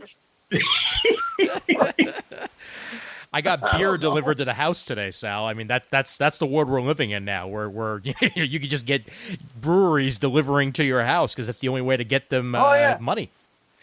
Oh no, it's. I try to order what you can. I tried to do the local, restaurants, and you got to go pick up, and you got, I tried that for a while, and then you buy lots of groceries, but you wind up buying shit. You wind up, buying 5 boxes of Cheez-Its. You wind up buying, the Mexican chips, and eating, and getting the sour cream dip that comes in a container the size of a hat. You get that, and the fucking jumbo-sized Ruffles, and then you wind up buying, the shit that they go 5 for $5 or 10 bags for $10, and you go, it seems like a deal. And then you sit down and you go, who the fuck ate all the chips? And then in one sitting, you go through whole bags. And then you wonder why you go, you go to get in the shower and you don't even recognize yourself. You got big hairy tits, you gotta, you go to sit down and your pants don't fit, and it's because of the shit we've been eating for a month. We've been living like high on the hog for a month. And I got Peloton. My wife got Peloton like a year ago, and I wound up getting on the thing just so I got spank bank material because of the high instructor. It's like porn. It's basically porn because they got all these hot instructors riding bikes. I'm like Benny Hill riding the bike.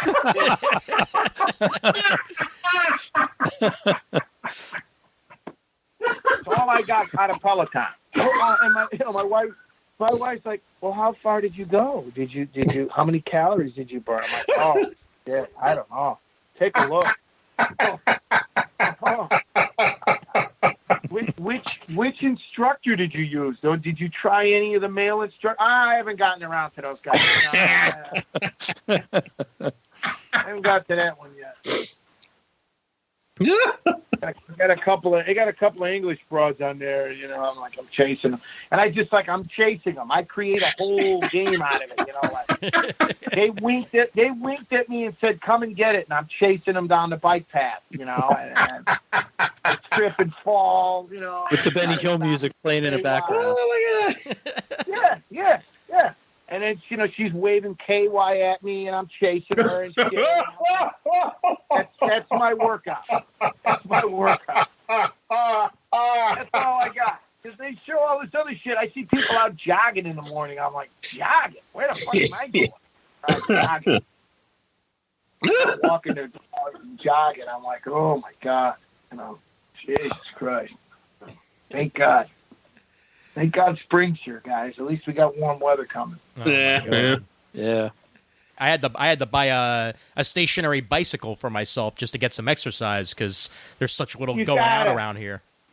You got to do something, man. I think what's good about working out is you need the endorphins. You got to, you start to really feel, the anxiety starts kicking in if you don't move around a little bit. And going for walks helps, but it's been so damn cold here in Chicago that you go outside and you walk to the corner and you go, fuck this. Mm-hmm. I mean, it's still raw outside. It's like 30 degrees outside when you go out, And when I see these people jogging, and then if you don't wear a mask, I mean, everybody in the suburb I live, everybody's a bunch of tight asses anyway. They're all house mouses. I call them house cats. Because most of the guys in Oak Park are guys that don't, they literally are all hippies. They just stay at home all day. They're like, guys I knew growing up, they just sit around the house and get high all day. So they're tight asses. If you say good morning to people, they give you the stink eye. So I don't, they think I'm in witness protection. They look at me like, what the fuck is this guy doing here? My wife wanted to move to Oak Park. I moved there because of the schools. It's a good school district for the kids. So I did it for the kids. I wanted to live in the city. She wanted to live out here, and guess who won? When you get married, when you get married, it's one big compromise. It's just all about, you got your idea of what you want to do, and then wait to hear them laugh about what you want to do. But when I go out for walks, you try to stay away. But it's like you get out there, and you're like, man, it's still, it's still early spring over here. So, but you got to move around. I found it helps. Your mental well-being. Yeah. If you get out, you do anything. Go to the store, go for a drive. Just walk around the block a couple of times because you sit on that couch, man. The whole day just melts. It's gone. Mm-hmm. Sure. You lie there at night thinking of all the shit you were supposed to do. You're like, well, I was gonna read. I didn't do that, and then I was gonna. I did polish up that box of Cheez-Its. I threw out all the fruit that was rotted. I threw that out. Because when you go shopping, you buy all this healthy shit, and while I'm buying it, I'm telling myself, I'm never going to eat this. But you buy it just to make yourself feel better. You buy it going, I'm gonna go through all these pears. Just in case. I should start eating bananas. I should lay away from the O'Grady's, and the Crunchers. I should get away from those. And I'll only buy the tub of sour cream that's half the size of the one I bought last year. And then I get them home. You get them home, and you don't eat any of that shit. You go right back to the making Bloody Marys and drinking lots of booze. So, what was the last vacation you took as a family before all this broke out? The week before this shit happened, we were supposed to go to Arizona. We were supposed to go for a week, and we had to cancel it because everything closed. Right. But so we had to. It was spring break was coming. We had to cancel spring break. It was coming like towards the tail end of March, and the kids were heartbroken. But hey, what are you going to do? And then we were going to go to New York in June, because they'd never been to New York City. And then obviously now that's canceled, because everything is up in the air. But before that, it was probably, God help me, Disney in September. No, that's going into retirement for a while. I can't. I don't have it in me anymore. I can't do Disney anymore. I just can't. I can't fucking. It's like I can't do it anymore. I mean, the kids are starting to grow out of it too. They get too cool. They're at that age. Yeah. Where my son will be like, "That's not real," or and I'll be like, "Look who just caught up." Look at Professor Xavier. Oh, he figured it all out. Reed Richards. Shit, can't put that in his suit. That guy. That's just a guy in a suit. Why don't you shut up and let your sister enjoy it, for Christ's sake? We got to fuck it up for everybody for. Right. Just play dumb for one more year. We get it, Oppenheimer. We understand you're too smart for all this shit. You don't got to ruin it for your little sister. When she meets the princess. Because I'm like, but when you got to go to Orlando, it's the surface of the sun. Yeah. And yeah. And the other thing is, I can't go on those crazy rides anymore because as an old guy, you get off of them and you feel like you had a stroke. Your engine light's blinking. Sure. And I took him on that ride that goes backwards. What the fuck is it? It's with the Yeti. You're supposed to go after the Yeti. The abominable snowman. Expedition Everest. Yeah. Okay. That ride changed my life forever. I'll never be the same after that ride because I literally had a stroke, an aneurysm while I was on the fucking ride, going backwards at 100 miles an hour. All right. In the dark. With a bunch of kids screaming. So I relived high school all over again while I was on the ride. And I got off and I couldn't walk straight. The whole right side of my body was like paralyzed for 3 days. And it was like the ride stopped and the guy comes over, the next kid's waiting to get on, and it took me like 5 minutes to stand up out of the ride. I was that fucked up. It was like Joe Frazier punched me in the face is how I felt. So I told my wife, I said, that's it. I just had my fucking golden moment of I'll walk the kids up to the thing, but unless it's got a little track that I can see and it's about a pirate or about a little fish that turns into a woman or some story around the ride, I can't go on it anymore. I can't do it. It's got to be. If it wasn't built before, let me put it this way: if it wasn't built before 1975, I can't go on the fucking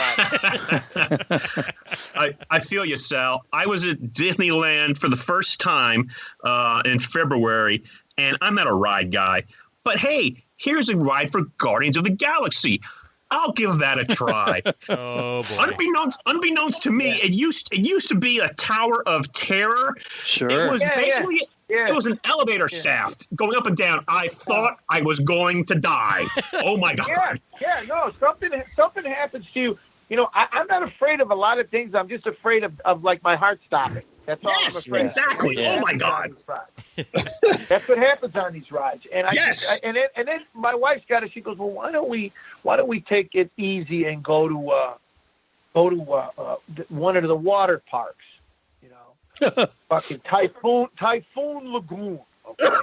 So, my son is basically like fucking Tom Sawyer. He wants to do everything. He got the slingshot in his back pocket, and he the more fucked up the ride is, the more he wants to go see me get fucked up on it. Not for him. He wants to see me get humiliated and hurt and everything.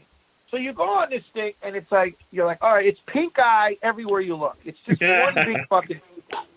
Because it's just every kind of pool and every kind of person. There's aliens in the water and guys from Mars and fuckers that have 3 heads and 2 asses and, they're shitting their pants. It's fucked up. So I'm going on all of it. And they got this one he wants to go on. And my wife is, she's like Henry Kissinger. She's got me doing all of it. She's like, well, you're the father. You're the father. She gives me I'm the father now. I'm the father. And I'm like, yeah, but this isn't like the Brady Bunch in Hawaii. This is fucked up. This is not normal shit that you got me doing. They got this ride. You guys know this ride I'm talking about? Where you go, it's 5 stories high, and you go in a fucking tube that shoots you 5 stories from down. You go straight down. Oh my God! No way. So how I got talked into it? First of all, water slides. I'm too fat to go on water slides because when I push myself off, the water just goes around me. It doesn't push me because I'm like a boulder in the middle of a fucking stream. It doesn't go in. Now I got a 5-year-old behind me going, hey, let's go. You're holding up the ride. Hey, listen, Junior, take it easy here. I'm only on this fucking thing for my son, so calm the fuck down. So how my son talked me into this, I'll never know. So I go on this ride. It's 5 stories in the air. You go down this tube. It's like you were reborn again. You're going through the fucking fallopian tube, and you're being shot out. You're in the dark for what seems like a fucking eternity when you go off this ride. You go off this water. Now, you go down this thing with such force, my underwear came out of my mouth. That's how much it shot him right up my ass and came out of my mouth. Then it shoots you out into like this pool, of all these other kids that all look like they just were born too. They're all after birth on them and they're red. And at the end of this pool is this little arena of people sitting there, all the parents taking pictures of their kids coming out of the ride. And then there's this one big fat guinea who's all burnt, big white tits, bag for fucking belly, hairy nipples. He comes flying out of there. And I make eye contact with all these people, and they're all looking at me like, what the fuck is wrong with this guy? What's he doing on this ride? This ride is supposed to be for kids or lunatics. It's the only 2 people this is for. The last time I was on any kind of water slide, when I got to the top and it said on the sign, in order to go down this slide, you need some sort of athletic ability. I thought, nope, I'm out.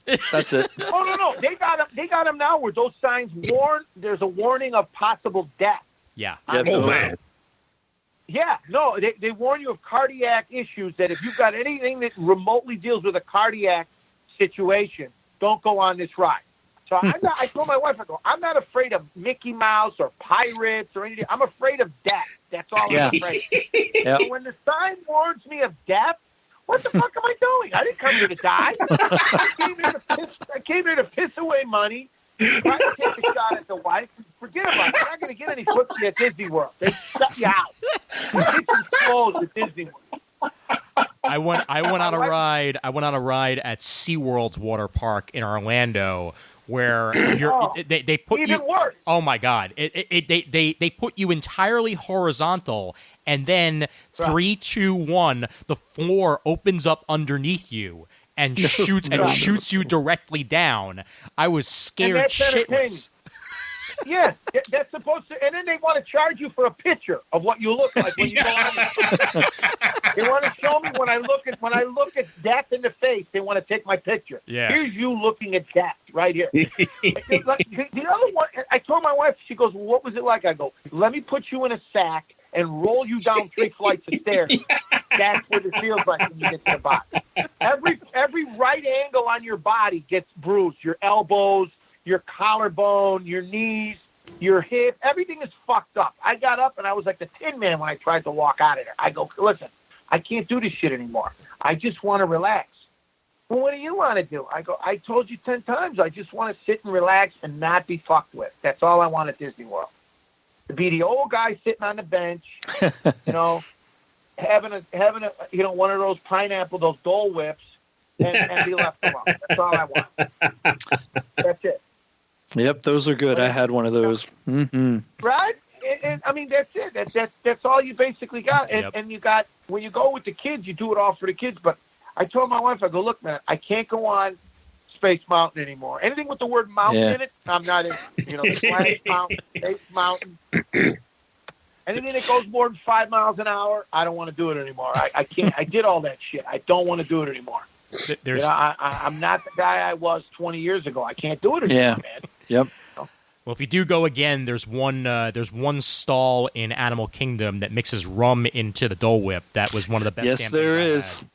Yeah. No, the blue milk, they mix booze in the Star Wars with the blue milk too. It's like $75, but you can get the one with the blue milk. Yeah. Yep. We got to the Dole Whip stand and I saw that and my wife looked at me and goes, "You're gonna get it with rum?" I'm like, "Hell yeah." Yeah. Oh, that's the only thing you got going for you at Disney is booze. Because like I said, you're gonna get shut out with the wife. She called me a sick maniac. When I say, she's like, "Well, what do you want to do?" And I said, "Well, I figured we're on vacation, take a shot at you." She goes, "Well, what are you, an animal? This is a family place." And I said, well, yeah, how the fuck you think all these kids got here? What do you think? The stork dropped them off? What do you think? You asked me what ride I want to go on, and I told you. I said, the pharmaceutical is what I want to go on. That's all I got. That's all I got left. That's it. So she's like, "Yeah, but it's a kid place." And I go, "Listen, come on now, cut it out, stop it. We're on vacation, and the rest of it is you're on the surface of the sun, okay, standing at the DMV all day, and then everybody else around you is like Wally, all these fat hillbillies with fucking motorized carts riding everywhere you go." And it's like, here's a good idea. Once nature tells you you can't walk anymore, not a good idea to go to Disney World. You might want to just decide, hey, let me go someplace else, But these fuckers all got these motorized carts, and they're not handicapped. They're just lazy bastards that don't want to walk. and it's like, they're everywhere now when you go to Disney World. And it's just like Wally, where you see them, what becomes of us, where we become this big society of obese fucks. And that's what's happened over there now at Disney World. And I asked the guy, I go, "Listen, why do you guys allow all this shit?" And he said, they make a lot of money renting those motorized carts. Sure. And it's against the law to ask anybody to prove that they're handicapped. You can't ask, hey, you got to show whether you're handicapped. Like, with handicapped parking spots, you got to at least have a placard or whatever. With these, they rent them, and you see whole families riding around on these things. And, they want to cut to the front of the line, and I'm like, whatever. But I'm like, guys, this is getting a little pathetic here, where everywhere you go, guys are riding around on carts. Did the kids wait online for the Star Wars ride when you guys were there? The new one wasn't open yet. Okay. The one that they just opened, but the Millennium Falcon was open, and the other one was open. So we went on those. They liked them. Their favorite one is still Avatar. They like Avatar the best. The ride of the dragon or whatever. Sure. You ride the That's another one that I went on it twice, and I told my wife, with all the shit food you eat all day, you get on these rides. It's not always a good recipe. Yeah. Because the next morning you're shitting tacks, and it's just a bad mixture of like you're drinking, like you said, rum, and then you're mixing in Dole Whip, and you're having Twizzlers, And, you know, the frozen banana is a good idea the first 75 times. And then, then you go to Epcot. They got all kinds of shit at Epcot, you know. Because we go into fall, and they got that food and wine thing going on in the fall. Oh, yeah. Love that. We go after Labor Day because the crowds die after Labor Day. Yep. And they got the food and wine thing going on at Epcot. But Epcot, I heard, is under like major renovation now. They're really going to kick Epcot in the ass because they found there's a lot of dead space at Epcot. You'll be thrilled to know they're building a Guardians of the Galaxy roller coaster. So I can't. I mean, listen, you know what my ideal Disney World is? Give me a lawn chair with some cigars and some vodka, and let me sit in the parking lot. That with an umbrella, and I would be happy. I would be happy. Just like Robert Reed with the white belt and the white shoes and the Brady Bunch in Hawaii. That would be me. That's my idea of a good time at Disney World in the parking lot. You know, and then people, you know, with the little trailers that go by with the guys driving people to their cars. I'd wave at every one of them. Hey, how you doing? Hey guys, how are you? Not going on any rides, not going on any of that shit. I like the old rides. I like the ones, you know, from the 70s and earlier. I love Pirates and Jungle Cruise and, you know, all the old Disney shit. All the crazy shit that's geared toward teenagers, I'm telling you, man, I can't do it. You know, even that, my daughter's big on that damn Snow White mine train shit where they throw you sideways and, you know, and your fucking sphincter muscle was never the same. And, you literally, a couple of those rides, I literally pissed a little bit on myself. That's how bad they are. You know, you literally, right at the moment they snap the picture, it scares you to where you pee. You know, you got a little piss spot now on your pants, and I'm like right there when they took that picture. That's me. Because everyone in the picture looks like they're having a good time, and then there's one chubby guinea, and you go, wow, look at that guy. He's not having a good time. People literally are going to buy the picture until they see me, and then they go, no, I don't want it with that guy in there. That guy's in there. He ruined the picture. I don't want it with the guy that looks like Captain Marvel. I don't want that. You know, because my son, him and my daughter, they go find shit to buy that, you know, they caught my daughter shoplifting 3 different times at Disney World. All right, they got her picture at the counter at Disney World. So she likes to boost bracelets at Disney World. I don't know what the fuck is going on.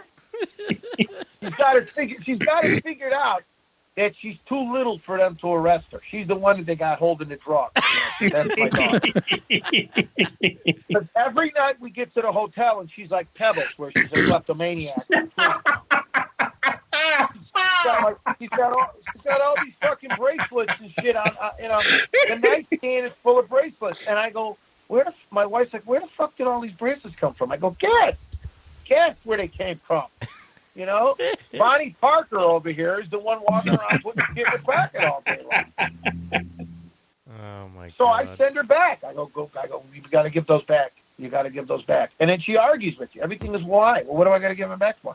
But then when I say Mickey Mouse is going to be pissed, then she gives them back. She's not worried about me.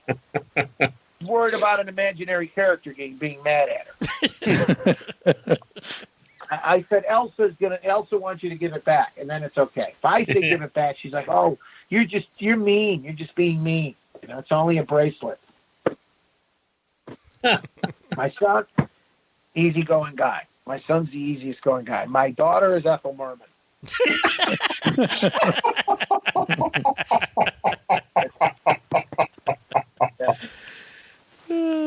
My daughter's what's her name? At Thorville and Hella with the things coming out of her head. That's my daughter. You know. My son, easy going. Hey, can we go on this ride? Can we go on that ride? My daughter's the one, you know, walking around boosting bracelets and shit. Yeah. It's not funny. Oh no, it's not funny at all. Oh no. No, it's you know, she's got the man, you know, and then you get the magic band, which is even more dangerous because they start buying all kinds of shit when you're not even looking. Mm-hmm. You know, you'll be with him and you're like, what are you eating? What are you eating? Where the fuck did you get that? Where did you get that? Oh, it was on that stand back there when I walked. 2 bites in the garbage. I go, yeah, there's $16 right there. Or, you know, but where'd you get that shirt? You should be wearing a sweatshirt. She's like, oh, it was chilly. I put it on. I go, you put it on? I go, still got the tags on it, for Christ's sake. I go, I'm gonna get arrested when I walk out the door. and now they're at the age where they're like, I'm tired. Carry me. I go, let me explain something. Unless I'm William Dafoe in Platoon and I'm carrying you out of a fucking rice bed, I'm not carrying you kids anymore. Okay, it's over. Get that shit. You know what to carry. My son weighs like 150 pounds, okay? And he's like, oh, well, you put me on your shoulders. I go, put you on my shoulders? I go, what am I, fucking one of the Wallenses in a circus? Look at me. I can't carry you. You can barely carry me. And I'm going to carry you? And my daughter, if you put her on your shoulder, she's at that age now where you take her down and there's a shit stain on your shoulder because she's so big now. You know, because they're not babies anymore. And you walk around Disney all day, and you're just, you know, you take off. You literally have like a wound, a bleeding wound between your legs from where your shit is rubbing all day. You know, you have the pain where it's just rubbed raw. Okay. So now your underwear become a combination of blood, urine, okay, fecal matter, and sweat. You know, so it's just. You take your underwear off, and there's a face of a screaming man on the crotch of your underwear. It's your soul. You know, it's your soul crying out from 15 hours of walking and wasting money and heat and you know and telling people to stop it, you know, all the fucking day. You know, and so finally I told my wife, I go, I do Disney to the point of physical. I'm done. I can't do it anymore. Yeah, I tell her, but I said, listen, I'll give you all I got. But when I say I'm done, I mean I can't. I'm done. Like, and they, well, let's just stay for the electric parade. I go, guys, it's been 14 hours of this shit. I can't watch no electric parade because you got to save up a little bit to walk back to the hotel, you know, and that's all I got. You know, because it's the Baton Death March to get on the monorail to get back to the fucking hotel. And you get back to the room and they're jumping on the bed. They're jumping up and down on the bed. You're like, you guys are not tired at all. Pants, the shorter answer to your question is we won't go to Disney for a while. Okay.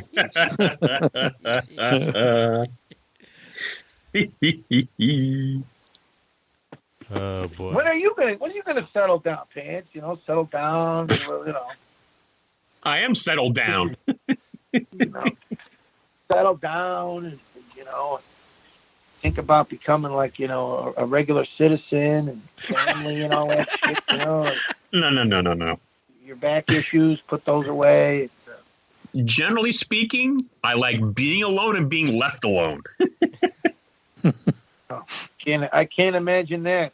Yeah, it is. You know, it's like when I sometimes I'm at a red light. I just want to get out of the car and fucking run.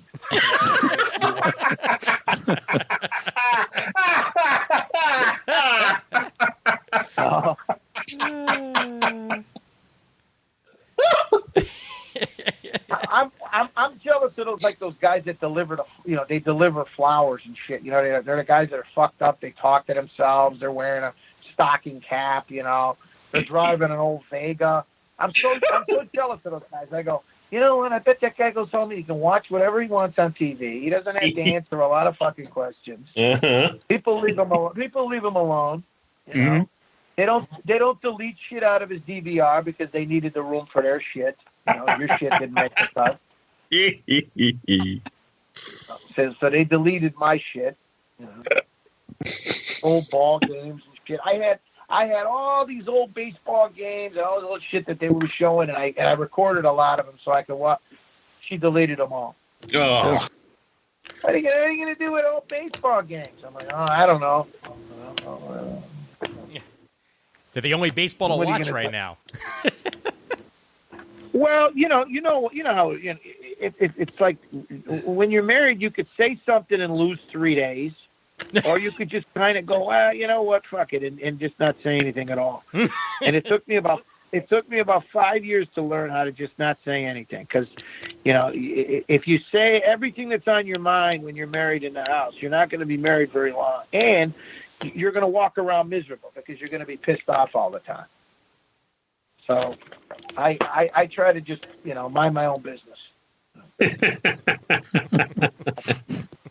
not say a lot, because my wife works for the state, so she could put my DNA sample in half the crimes of Illinois, and they'll come and lock my ass up they'll come and lock me up for the Chicago fire. And who do you think they're going to believe? Me or her? They're going to take one look at me and go, "Oh fuck, take this guy away." You'll see me on the side of the highway with the yellow jumpsuit on, picking up garbage.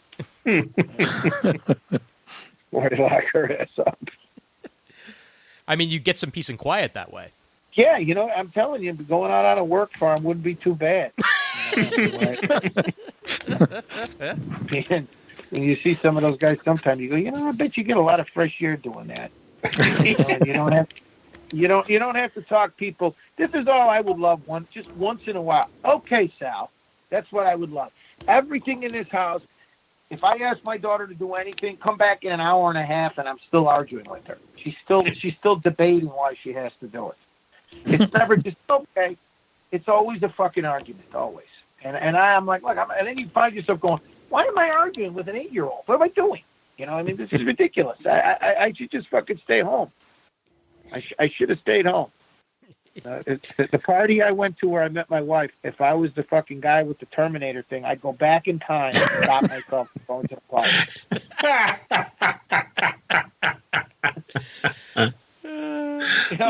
I wouldn't go back. People go back, you can't bet on sporting events and you can't, Back to the Future. No. I'd say, hey, asshole, don't go to this party. Don't go. Stay single. Trust me. You're not going to go to Disney, but you'll trust me. You'll like it later. Oh boy! But I've seen the videos you posted recently with your daughter, and that's really cute when you do that. Propaganda.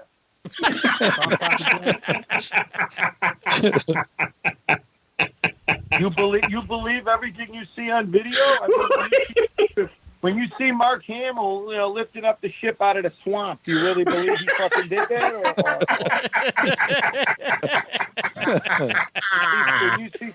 When you see Yoda, you do realize there's a guy with his hand up his ass, right? It's not a real little green guy.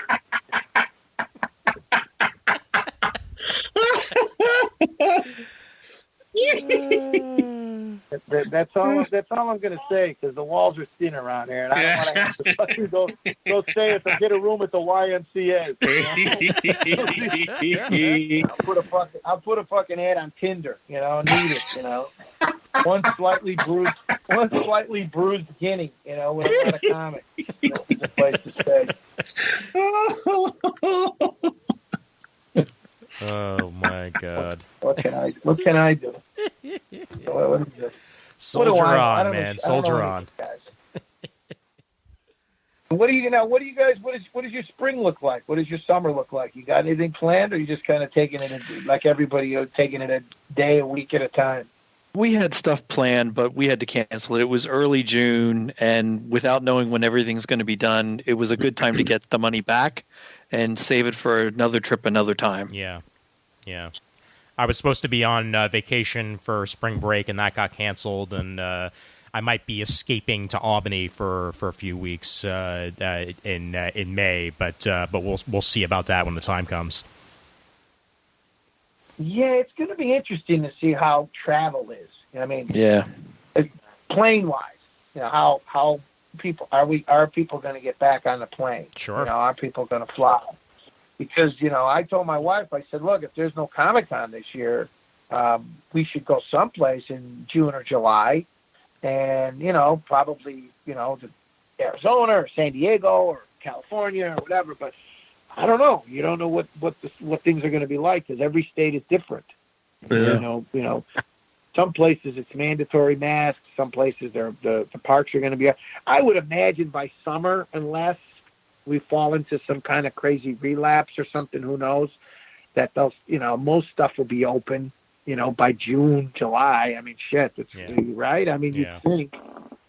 So probably somewhere west, I think, I really wanted to take the kids to New York because I love, New York is such a great walking city. Just walk around New York City and do a lot of stuff.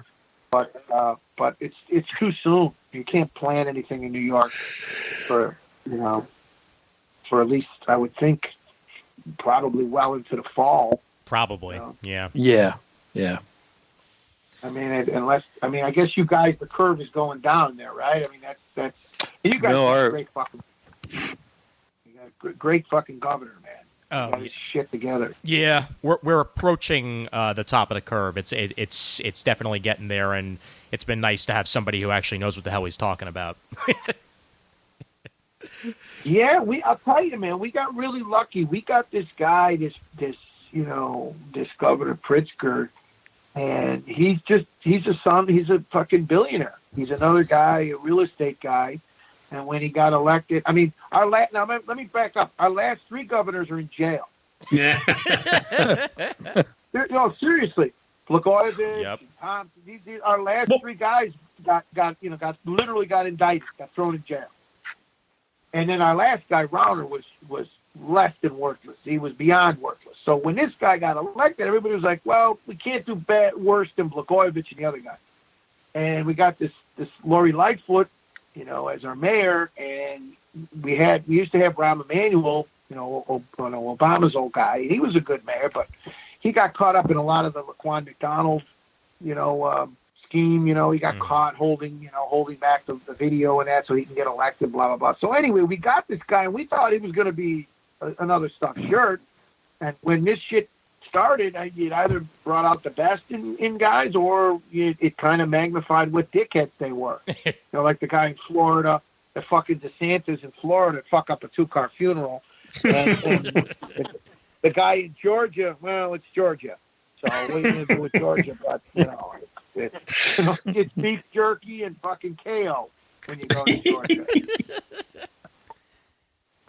But we lucked out, man. This guy ain't fucking around. He's closing everything. He won't let anything open here till the curve goes down. I think right now we're looking at all the way through May, minimally till we can open shit up. And everybody, that's the way they want it here. Everybody doesn't feel safe going back to the shit now. Yeah. It's too soon. Yeah. It's like we already. You really want to go open it now and go back and have to start this shit over again? Absolutely. I don't. Let's just wait it out. Yep. I mean, come on.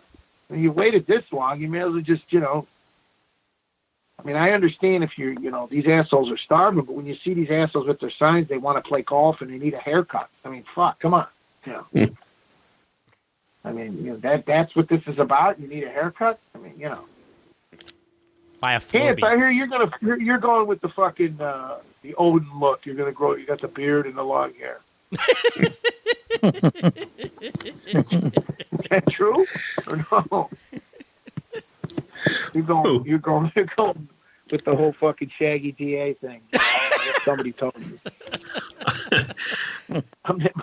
My wife's like, "Where the fuck did you find Band de Soleil?" I don't know. I started buying it when I was a lifeguard back in 1982. And of course, Donald Trump made it famous with his fucking orange skin, but Band de Soleil goes all the way back, to Saint-Tropez tan. If I could shave my head, I would. That's how bad it's getting. Yeah. No, I see some of these jackals giving themselves haircuts. Ooh. Yeah, a lot of guys are starting to give themselves fucking haircuts. And it's like the saddest thing about it is some of them they look better than they did before. It was like, who the fuck is cutting their hair before? It's like, jeez. But, my kids are starting to get a little, at that where they need to get this and they need to get that. And it's like, we'll be all right. If you need a haircut is the worst thing you got going on, we're doing pretty good. Yeah. No. Just get a bowl and some shears, and you'll be fine. No, when we were remember when we were kids, your mother would give you a haircut. I mean, I remember those days. My God, Sure. My old man would take you to the barber shop. You got the fucking crew cuts when I was a kid. You know, 'cause they thought they were saving. They thought they were saving money by getting a crew cut. So now, at what point exactly did you guys rediscover why you haven't had me on the show so long? Was it about an hour ago? Or was it about 15 minutes ago? Well, look, Sal. Because if I get one more jagoff asking me why I'm never on this show, and I'm like, guys, how the fuck do I know? It's not my show. I mean, why are you asking me? They thought that I was mad and I wasn't going on the show, like I was fucking, like I was Buddy Hackett on Johnny Carson or something. I'm like, guys, it's not my show. I mean, I don't even know what to tell you. I mean, so I said, look, they call me up, I'll go. If they don't call me up, Pants was in Europe, looking for the cure of polio or whatever the fuck he was doing. I don't know where he went. Well, all the other guys, I don't know where the fuck they are. I mean, they're literally like the kids in the Partridge Family. Nobody knows what happened to them. They're all gone. Well, I basically retired from the show, Sal, and this is only the second show I've been back in like the last year and a half. I just came back for you. Well, isn't that nice? I don't believe it, but that's nice. I don't believe a word of it, but that's okay. I'm a cynical guy. But usually it doesn't take me very long at all to realize why nobody wants me on their show. 10 minutes in, I realize. So if you guys think that I'm not aware of it, believe me, I'm aware. I don't give myself enough of a luxury to realize. Because my wife will be like, why are you going to be such a fucking Guido when you go on that show and act like an asshole? No wonder they never ask you. I go, what do you want me to do? It's like putting a scorpion in your pocket. I don't have a choice. I have no choice. I have no choice. Oh, man. Well, I'll tell you one thing, Sal. This is the first time I've gotten to experience it on the air, and you know what? I'm all right with it. I'm good, man. You are awesome. Look, I used to see some of the feedback, whatever, and it goes one of two ways. People either listened to it and liked it, or they didn't listen to the episode at all because it's like you rub people the wrong way. And I mean, I usually, like I said, I grew up with a lot of older brothers. I was the youngest, and all you did was basically your life was about breaking each other's balls. So that's all I need. All I know how to talk about. Yeah. Well, in times like these, we need a good laugh, buddy, and that's exactly what you've brought us tonight. Well, I anytime you guys want, you want to lose an hour of your life, just invite me on, and anytime you want to remember, like, oh, now I remember why. It's like when you ask your ex-girlfriend out. 10 minutes later, you go, now I remember why I got rid of this broad. Now I remember why I couldn't fucking stand her in the first place. It only takes about 10, 15 minutes. with me, it's pretty quick. You'll remind yourself real quick and be like, oh, now I remember. Well, I think we all say that we love you, Sal, and we're so happy to chat with you tonight. Yeah, definitely. Listen, it's I've always said it. I mean, it's like therapy. I mean, Yep. You realize that half the guys that left Comic Geek Speak, they left because of me. Oh. They couldn't fucking take it anymore. They said, fuck this. I got to get out of here. I don't got to listen to this guy talking shit about Alex Ross anymore. I'm not going to be able to fucking take it. I got to hear about rusty trombones one more fucking time. I'm going to kill myself.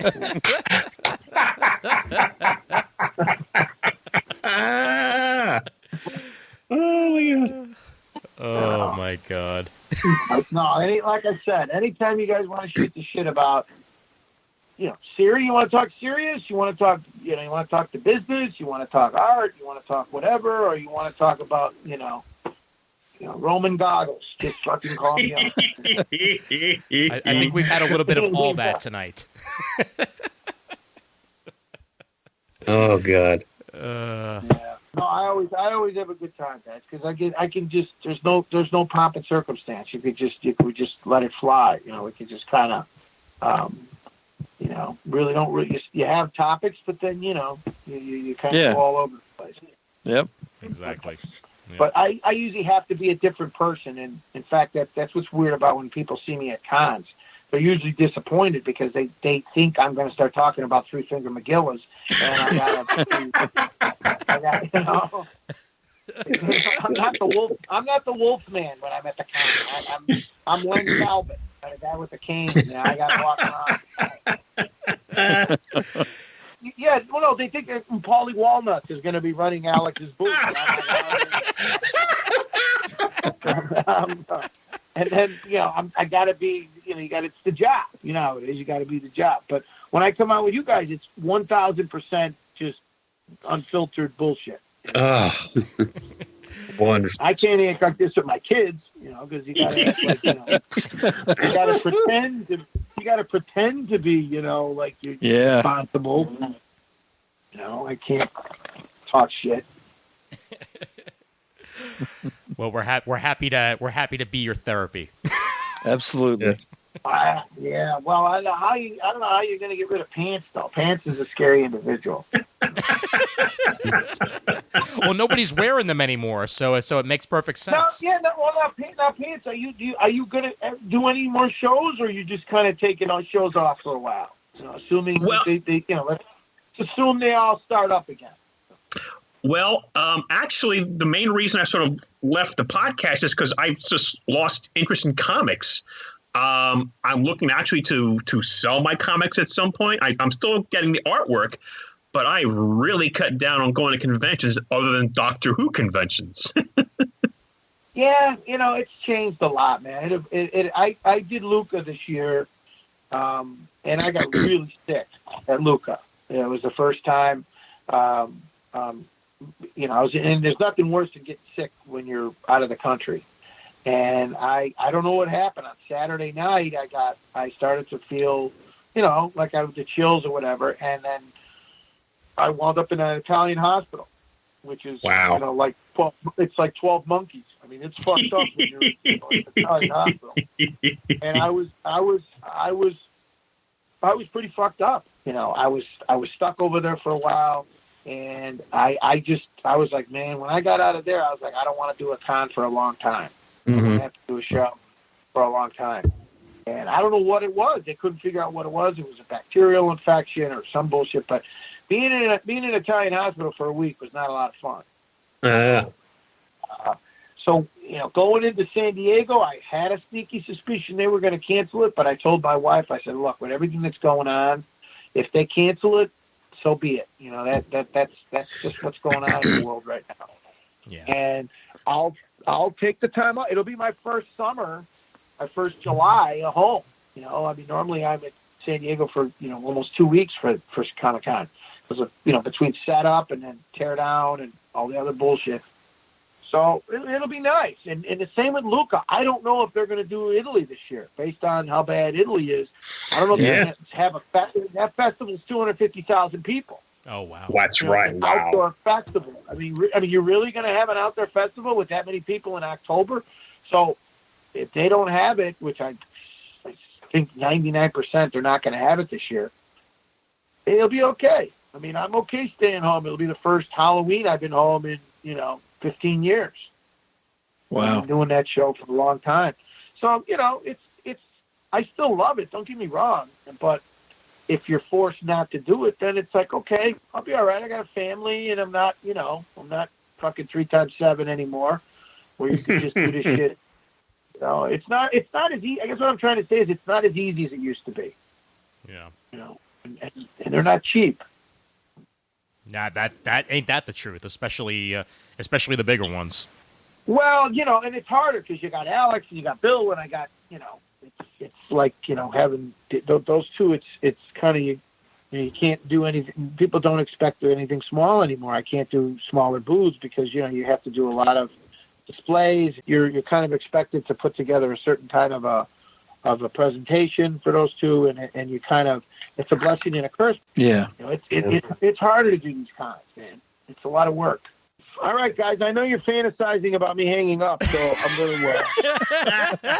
Not at all, not at all. But thanks for spending thanks for sending it as long as you About an hour did. ago, half of you were like, "Boy, when I get my regular life back, I'm going to be so happy." The air is going to be so sweet and fresh when he hangs up. You know, it's going to be like, yeah.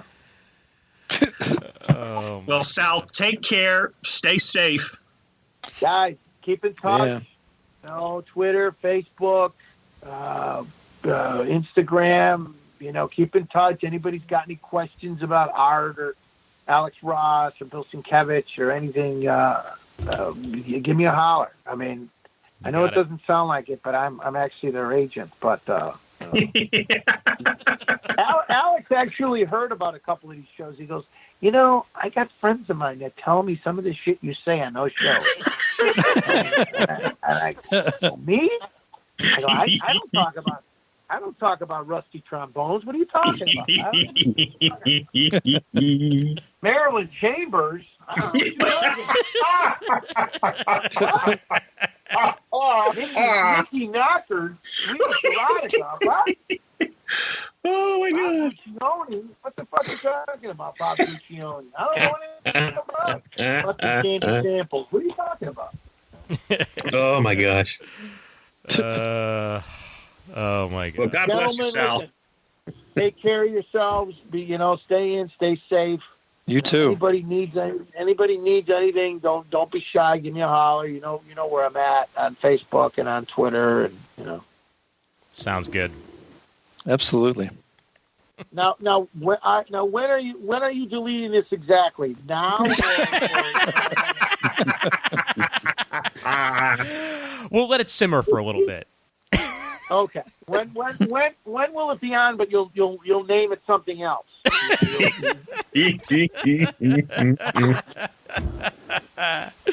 Oh, love it. Sometime later this week.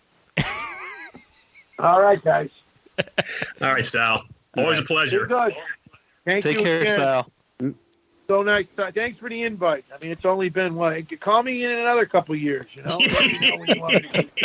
We'll try to keep it a little more You regular. know what?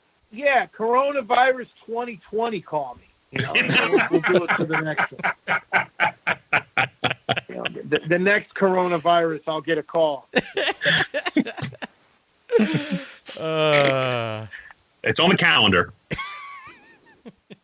All right, guys, be good. All right, Sal. Take care. Talk to you later. All right, bye-bye. Bye. Oh my God. Oh my God! It's been since August of 2017 since we had him on the show, and I miss him dearly. Oh, miss him dearly. Yes, and He's a national treasure. And thank you, Pants, for coming on for this one. Yeah. Oh yeah, I came out of my hole for this one. I wouldn't miss him this for the world. It wouldn't be an Uncle Sal episode without you laughing in the background. Oh my God! I think I bruised my sternum from laughing so hard. I heard something pop. Mert, I love you in the background, just taking it all in. Mm-hmm. Yep. Just filling my seat, being good to my waitress. Try the veal. Oh boy! All right, I think that pretty much says it all, doesn't it? Yeah. Yep. And then some. All righty, let's go ahead and wrap this sucker up then. Shane, you ready? All right. I'm ready. All right, let's do it. Visit us at comicgeekspeak.com to send an email. The address is comicgeekspeak@gmail.com. To leave a voicemail, the number is 267-702-6642. Stop by thecomicforums.vanillacommunity.com and let us know what you think of Uncle Sal's return. Follow us on Twitter, like us on Facebook.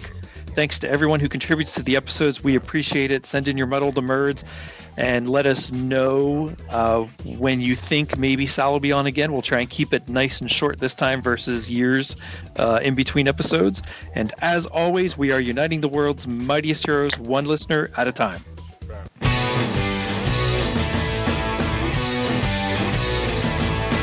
got it on Wednesday, and you was psyched about it laser beams of